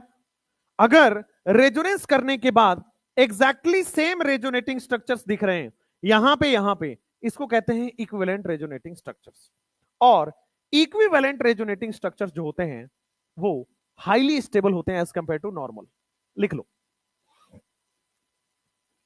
इक्विवेलेंट रेजोनेंस अगर आपको दिख जाए is highly stable then normal resonance. क्यों? ये बताओ, क्या एनसीईआरटी में है और वहां रीजन भी दिया है, तो आपसे सर्च रीजन में पूछ भी लिया जाएगा, आसानी से पूछ लिया जाएगा। क्यों इक्विवेलेंट रेजोनेटिंग स्ट्रक्चर नॉर्मल से ज्यादा होता है, कोई आइडिया? क्या, कौन सा? सिमेट्रिकल रेजोनेंस, ठीक बात। देखो, इसका दो रीजन होता है। एक रीजन मैं बताऊंगा रेजोनेंस एनर्जी पढ़ाते हुए, जब रेजोनेंस एनर्जी पढ़ाऊंगा तो वहां बता दूंगा कि यहां पे एनर्जी बहुत कम हो जाती है, और किसी भी सिस्टम की एनर्जी कम हो गई तो क्या वो स्टेबल हो जाएगा? तो एक रीजन भी लिख दूंगा, समझा नहीं पाऊंगा। रेजोनेंस एनर्जी सिस्टम का कम रहता है, इक्विवेलेंट रेजोनेंस वाले का रेजोनेंस एनर्जी कम रहता है। दूसरा रीजन, क्या ये रेजोनेंस के साथ साथ सिमेट्री भी प्रोवाइड कर रहा है, और सिमेट्री प्रोवाइड कर रहा है तो क्या ये स्टेबिलिटी ज्यादा बढ़ गई इसकी? वही है। तो दो रीजन है, बिकॉज बिकॉज पहला रीजन इसका ये है कि सिमेट्री, इक्विवेलेंट रेजोनेंस जो है वो सिमेट्रिकल रेजोनेंस होता है, और दूसरा ऐसे स्ट्रक्चर्स जहां पे ये होते हैं उनका रेजोनेंस एनर्जी क्या हो जाता है, कम। रेजोनेंस एनर्जी अलग टॉपिक है, अगर आपको मान लो ऐसे क्वेश्चंस मिल रहे हो रेजोनेंस एनर्जी वाले, वो करानेंगे अभी।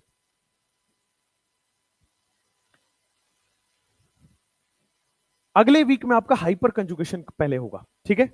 हाइपर कंजुगेशन के बाद ये सेपरेट टॉपिक स्टार्ट होंगे, resonance energy, bond length, bond order, bond strength, bond energy, फिर stability of carbocation, carbanion, free radical, acidic strength, basic strength. Tata bye bye. तो उसी में SIP SIR सब आ जाएगा, वो एसिडिक बेसिक के अंदर। टेस्ट में, टेस्ट कब है? इस वाले को तो नहीं है ना, अगले वाले में, अगले वाले में आई थिंक हो तो जाना चाहिए। रेजोनेंस तक आ रहा है? अच्छा, रेजोनेंस तक ही आ रहा है जी, उसे पूरा लिखा हुआ है।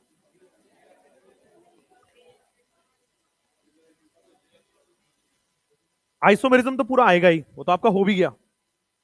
GOC ज्यादा से ज्यादा आएगा तो यहां तक आ जाएगा, मतलब मीजोमेरिक तक आ जाएगा, आप ये ध्यान रखें। मतलब रेजोनेंस कहने का मतलब रेजोनेंस ही तो है मीजोमेरिक, तो मीजोमेरिक तक आ रहा है आपका, है ना?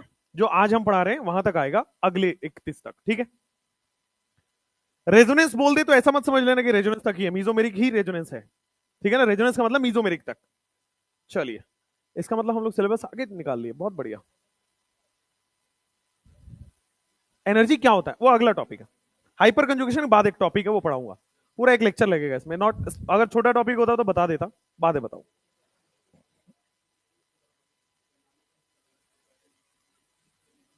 ना।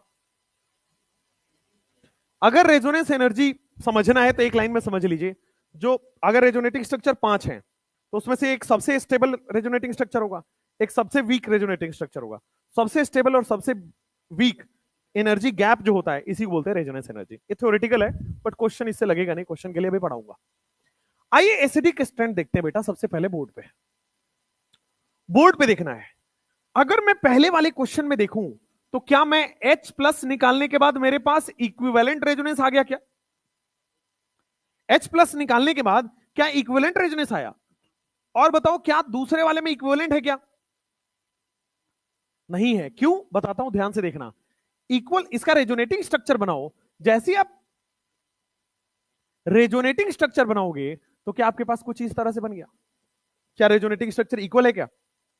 नहीं है ना, सिंगल बॉन्ड है, डबल बॉन्ड है, कहां से इक्वल होगा? चलो, तो यहां पे इक्विवेलेंट रेजोनेंस नहीं है।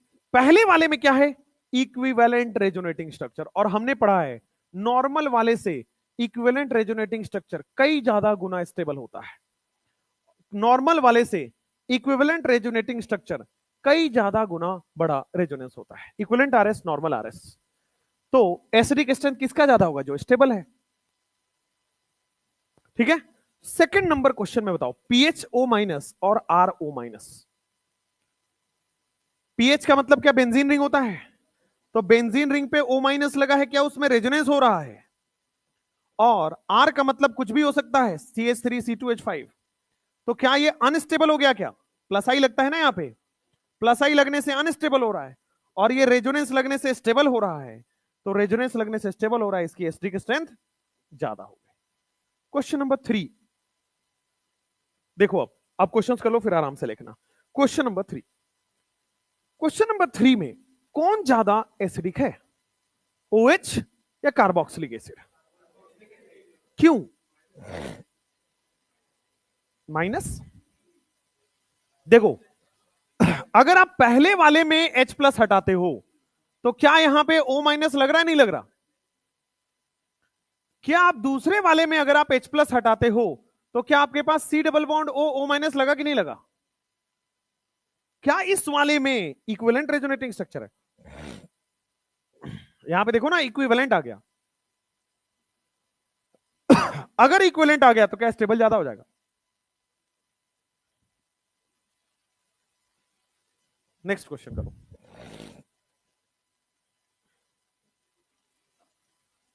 नेक्स्ट क्वेश्चन बता दीजिए, किसका एसिडिक स्ट्रेंथ ज्यादा हो जाएगा? SO3H का? उस वाले में, इस वाले में इक्विवेलेंट रेजोनेटिंग स्ट्रक्चर नहीं दिख रहा है? आ जाओ एक बार बोर्ड पे देखते हैं, आ जाओ एक बार बोर्ड पे देखते हैं। वैसे भी लिख लेना यहां पे डब्बा बना के कि एसिड, एसिडिक स्ट्रेंथ हमेशा एसिड का ज्यादा होता है, अल्कोहल का नहीं। एसिडिक स्ट्रेंथ किसका ज्यादा होगा? एसिड का, नाम से ही क्लियर है। एसिडिक स्ट्रेंथ हमेशा एसिड का ज्यादा होगा एज कंपेयर टू अल्कोहल, या अल्कोहल नहीं, फिनॉल। ठीक है, क्योंकि उसमें इक्विवेलेंट रेजोनेटिंग है। अब आइए पहले वाले क्वेश्चन को देखो। तो अगर मैं पहले वाले क्वेश्चन को बनाऊंगा तो क्या आपके पास सल्फोनिक एसिड आएगा? S double bond O double bond O SO3H, यही होगा, यही होगा ना? अगर मैंने H प्लस हटाया तो क्या O माइनस बन गया होगा? बढ़िया। अब मैंने कार्बोक्सिलिक एसिड बना रहा हूं यहां पे, तो कार्बोक्सिलिक एसिड जब बनाओगे तो क्या यहां से H प्लस हटाओगे तो क्या ये बन जाएगा? बनेगा ना?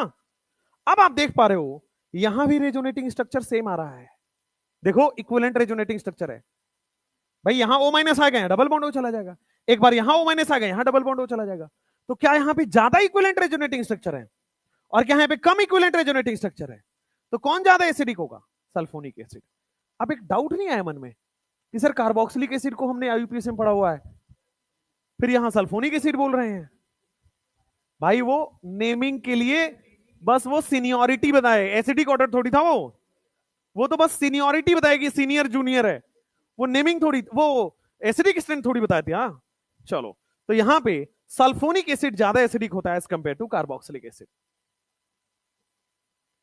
एसिडिक स्ट्रेंथ सल्फोनिक एसिड ज्यादा होता है as compared to carboxylic acid. JEE mains का क्वेश्चन है ये, जो मैंने अभी पूछा आपसे। पूछा कि एसर्शन दिया था कि ये और ये कार्बोक्सिलिक एसिड और सल्फोनिक एसिड में कार्बोक्सिलिक एसिड ज्यादा एसिडिक है, तो मतलब एसिडिक वो, सॉरी, सल्फोनिक एसिड ज्यादा एसिडिक है, तो एसर्शन सही हो गया। रीजन में लिखा हुआ था कि in IUPAC carboxylic acid is stronger than, stronger मतलब स्ट्रॉन्गर किस रेस्पेक्ट में बोला था? सीनियरिटी के रेस्पेक्ट में। रीजन गलत था, रीजन मतलब एक्सप्लेन नहीं कर पा रहा था, रीजन भी सही था, एक्सप्लेन नहीं कर पा रहा था। सल्फोनिक एसिड ज्यादा एसिडिक होगा as compared to carboxylic acid. एक बार आपके पास वो क्वेश्चन आया, अभी बताता हूं, कि जो आपके पास साइक्लोहेक्सेन होता है, जो साइक्लोहेक्सेन है वो फ्लोट करता है वाटर में। साइक्लोहेक्सेन फ्लोट्स ऑन वाटर, ये असर्शन है। रीजन लिख के दिया गया है because it is boat form. Previous year में आपने देखा होगा अगर आप सॉल्व करते हो तो, और ये बहुत पुराना बात नहीं है, 2016 या 17 क्वेश्चन है ये। अगर आप आइसोमेरिज्म का पीवाईक्यू किए हुए हैं, ये क्वेश्चन आया हुआ है, साइक्लोहेक्सेन फ्लोट करता है वाटर में because it is boat form. अब सोचो क्या लेवल के लोग वहां बैठ के क्वेश्चन बना रहे हैं, और एक मतलब क्या ही क्वेश्चन है ये कि पानी में तैर रहा होगा बोट है इस वजह से। साइक्लोहेक्सेन पानी में क्यों तैर रहा है? कोई भी पानी में क्यों तैरता है? डेंसिटी कम है, तो कोई भी पानी में क्यों तैरेगा? डेंसिटी कम है, बोट होने की वजह से थोड़ी तैरेगा। तो इस वजह से आप लोग इसको, जब भी मैं वो क्वेश्चन पीवाईक्यू कराता हूं भाई साहब, पता लग जाता है कि हमसे भी खराब लोग हैं जो वहां बैठ के पेपर बना रहे हैं। एक बार मुझे पेपर बनाने का बस मौका मिल जाए, मेरी एक ख्वाहिश है, एक बार मुझे नीट का पेपर सेट करना है।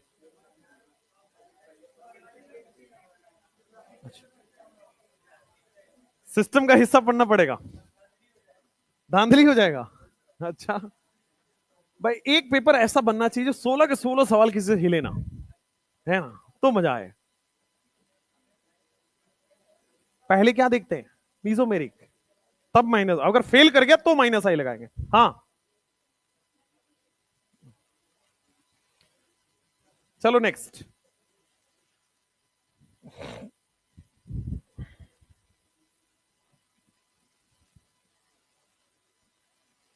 एसिडिक स्ट्रेंथ, आराम से पहले सोच लीजिए, 10 सेकंड 20 सेकंड कॉपी में थोड़ा रफ वर्क कर लीजिए, फिर मैं बताता हूं। एसिडिक दोनों प्रीवियस ईयर के क्वेश्चन है, आसानी से करिए।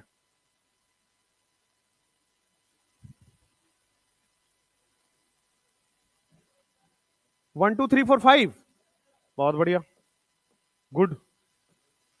आओ भाई, अब हवा हवा में करते हैं इसको। H प्लस हट चुका होगा, माइनस बन चुका होगा, माइनस एम लग चुका होगा, माइनस एम लग चुका होगा, माइनस आई लग चुका होगा, कुछ भी नहीं लग रहा होगा, प्लस एम लग रहा होगा। तो भाई सबसे ज्यादा माइनस एम ए का होता है, फिर बी का होता है, फिर माइनस आई आ जाएगा। कम से कम डी वाला अनस्टेबल तो नहीं हुआ, ई वाला तो अनस्टेबल हो जा रहा है। क्या यही है? आसान है ना? नेक्स्ट क्वेश्चन, मन में करिए, 10 सेकंड ले लीजिए, पूरा क्वेश्चन कर लीजिए, फिर करते हैं। बेटा मन में करने का मतलब पता है? देखो, क्या यहां पे माइनस आई लग रहा है? क्या यहां माइनस एम लग रहा है? क्या यहां पे minus M as well as minus I दोनों लग रहा है? हाँ है ना? तो क्या सबसे ज्यादा डी हो गया क्या? फिर उसके बाद सी हो गया क्या? फिर क्या बी हो गया क्या? और ए हो गया क्या? यहां पे माइनस आई बेटा ज्यादा लग रहा है, और यहां माइनस आई कम लग रहा है, लेस लग रहा है, दूरियां बढ़ गई बेटा। नेक्स्ट, सिंपल है, सिंपल है। क्या पिक्रिक एसिड इसी को बोलते हैं ना? ए गधो, वो CH3 होता है, या यही होता है? एक सेकेंड बोर्ड पे देखो, एक सेकेंड बोर्ड पे देखो सब लोग। क्या ये मैं NO2 लगा दूं तो क्या ये पिक्रिक एसिड है, या CH3 लगाने में पिक्रिक एसिड आता है? CH3 लगा दूं तो क्या होता है? अगर मैं CH3 लगा दूं तो क्या होता है? बेटा पन्ने पलटा करो कभी, कोरा कागज मत छोड़ देना। क्या बनता है ये? क्या? TNT बनता है, ट्राई नाइट्रोटोल्यूइन, और इसको क्या बोलते हैं? Picric acid. ठीक है, दोनों में से एक्सप्लोसिव कौन होता है? TNT आपके एक्सप्लोसिव। जितने वो तुम आप मूवी वूवी में जो देखते हो ना, उसमें TNT यूज होता है। ठीक है, इंटेंसिटी बहुत ज्यादा दिखता है, ठीक है, तो इसलिए TNT यूज करते हैं। रोहित शेट्टी के मूवीज में खूब इस्तेमाल होता होगा। 3 minus M, 2 minus M, 1 minus M. 6 वाला एक बार फिर से बता देते हैं, आइए बेटा। 6 वाले में देखो, यहां पे कोई भी ग्रुप नहीं लगा है। यहां पे देखो, क्या पैरा पे माइनस एम लगेगा? क्या मेटा पे माइनस आई लगता है? क्या ऑर्थो पे माइनस एम भी लगेगा? ठीक है, लेकिन ऑर्थो और पैरा में मीजोमेरिक से अगर डिसाइड नहीं हो गया, तो क्या माइनस आई ज्यादा लगा रहा है यहां पे, और क्या माइनस आई इसका कम लग रहा है? तो जिसका माइनस आई ज्यादा लग गया वो एसिडिक ज्यादा हो गया। क्या दूसरे वाले में, यहां पे, हाँ एच बॉन्डिंग होगा, ये तो मैं भूल ही गया। नाइस, ये देखो जरा डी ऑप्शन में, डी ऑप्शन तो सबसे कमजोर हो गया ना भाई, क्योंकि डी ऑप्शन में तो एच बॉन्डिंग हो रहा है। हालांकि ये क्वेश्चन दोबारा है एच बॉन्डिंग वाले क्वेश्चंस में, तो यहां पे तो एच बॉन्डिंग आ रहा है। ये क्वेश्चन यहां डालना नहीं चाहिए था, भैया ने गलती करी है, ये क्वेश्चन तो आगे है, कहीं इधर है। चलिए कोई नहीं, यहीं पे कर लीजिए, जब आ गया तो कर ही लेते हैं। जब भी आपके पास यहां OH और NO2 दिख रहा है, क्या H बॉन्डिंग नजर आया? तो H बॉन्डिंग नजर आया तो हाइड्रोजन तो बेटा यहां पे बॉन्ड बना लिया एक्स्ट्रा, तो हाइड्रोजन तो निकलेगा ही नहीं। तो H बॉन्डिंग इसका क्या, सबसे H बॉन्डिंग की वजह से क्या ये सबसे ज्यादा है, सबसे कम हो गया क्या?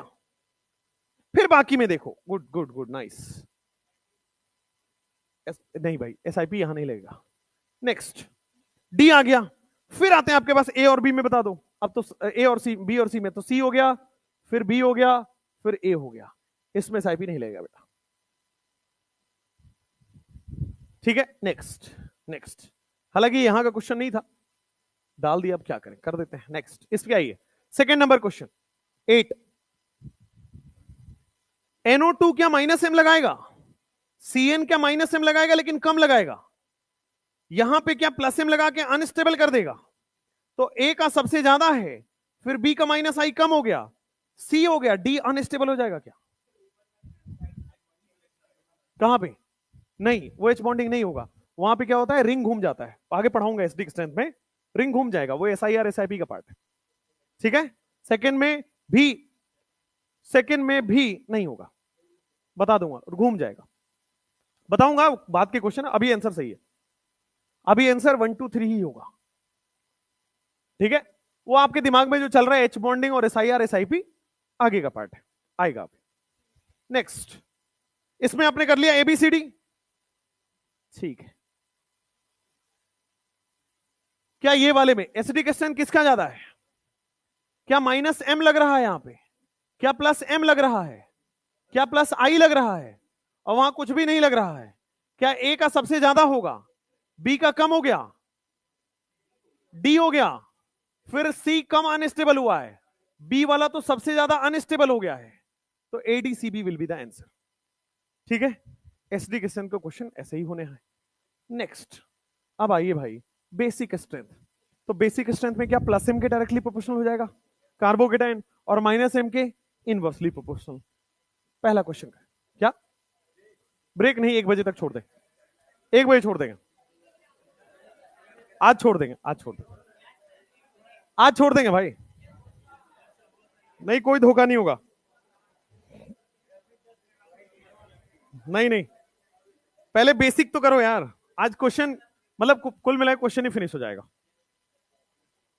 अब 1 घंटे भी चले कि नहीं चले पता नहीं है, तो इसलिए कर लो। बेसिक स्ट्रेंथ का क्वेश्चन करो, क्या है आंसर, ABC या BCA?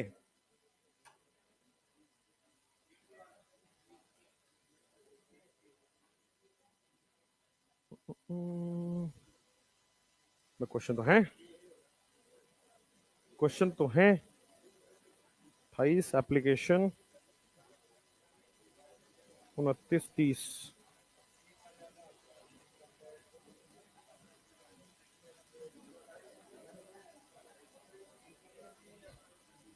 चलो बेसिक स्ट्रेंथ के, हाँ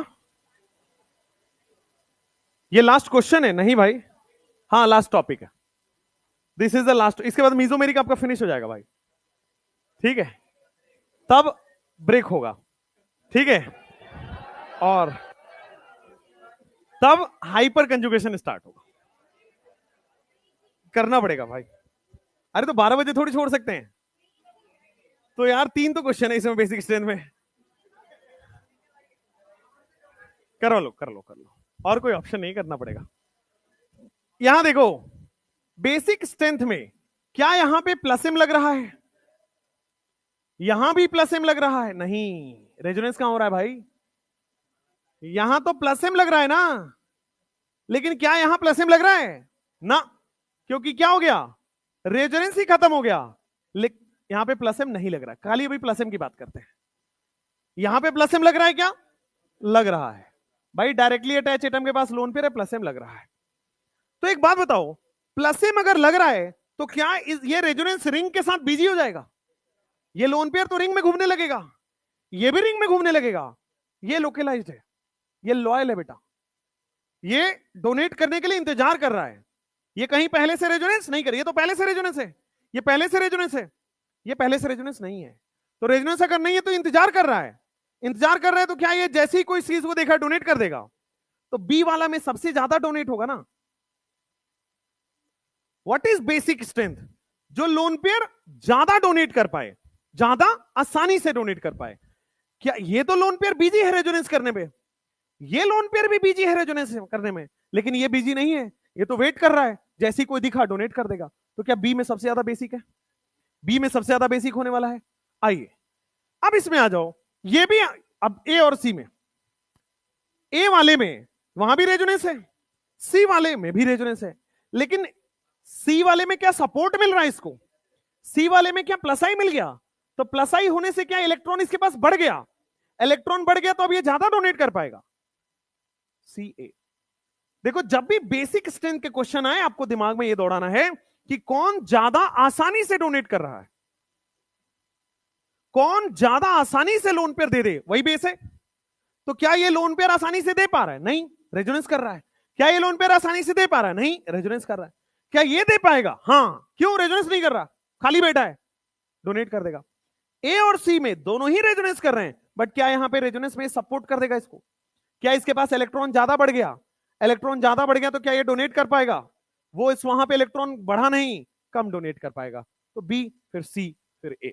अगर मान लीजिए आपके पास ये क्वेश्चन आया, बेसिक स्ट्रेंथ आपको बताना है, तो बेसिक स्ट्रेंथ में क्या ये लोन पेयर रेजोनेंस कर रहा है?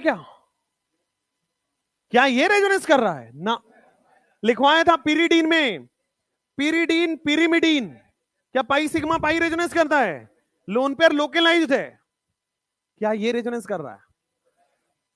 अच्छा, तो सबसे ज्यादा डोनेट, सबसे आसानी से डोनेट कौन दिख रहा है आपको? भाई पहला वाला तो नहीं होगा, क्यों? क्योंकि ये रेजोनेंस कर रहा है। भाई यहां पे देखो, क्या ये रेजोनेंस कर जाएगा? और रेजोनेंस कर जाएगा तो रेजोनेंस में बिजी हो गया, डोनेट नहीं कर पाएगा। ध्यान से देखो बोर्ड पे, यहां पे जो लोन पेयर है क्या वो मोर इलेक्ट्रोनिगेटिव पे है क्या? और यहां पे जो लोन पेयर है क्या वो लेस इलेक्ट्रोनिगेटिव पे है क्या? अगर वो लेस इलेक्ट्रोनिगेटिव पे है क्या वो डोनेट कर देगा, तो सी वाले में ज्यादा डोनेट हो जाएगा, बी वाले में कम डोनेट हो पाएगा, ए वाला तो भाई लोन पेयर रेजोनेंस कर रहा है, कम, बहुत कम डोनेट हो पाएगा। समझ में आया?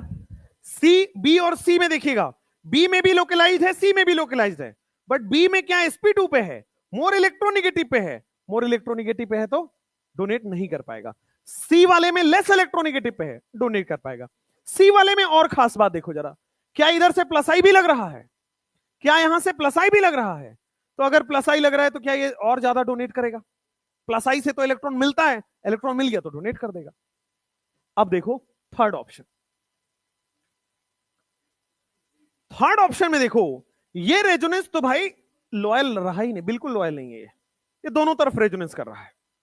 ये वाले में देखो, ये थोड़ा सा लॉयल है, एक तरफ ही रेजोनेंस कर रहा है। क्या ये पूरा ही लॉयल है? ये रेजोनेंस कर ही नहीं रहा है, ये इंतजार कर रहा है डोनेट करने का। फिर बी हो गया, फिर ए वाले में तो भाई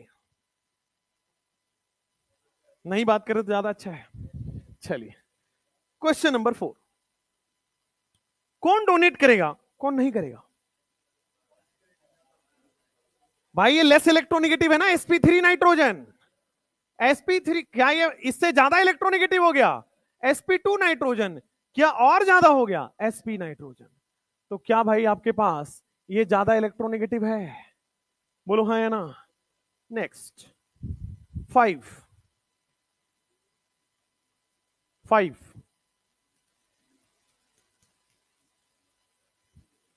क्या नाइट्रोजन के पास लोन पेयर है, डोनेट करेगा? यहां भी लोन पेयर है, डोनेट करेगा, यहां भी लोन पेयर है, डोनेट करेगा, लेकिन ये सबसे कम डोनेट करेगा क्योंकि मोर इलेक्ट्रोनिगेटिव पे है।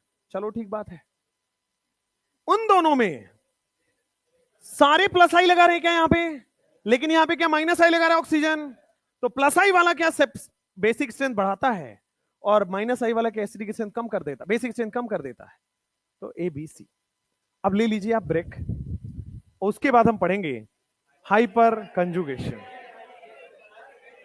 हाइपर कंजुगेशन पढ़ना है, पढ़ना है।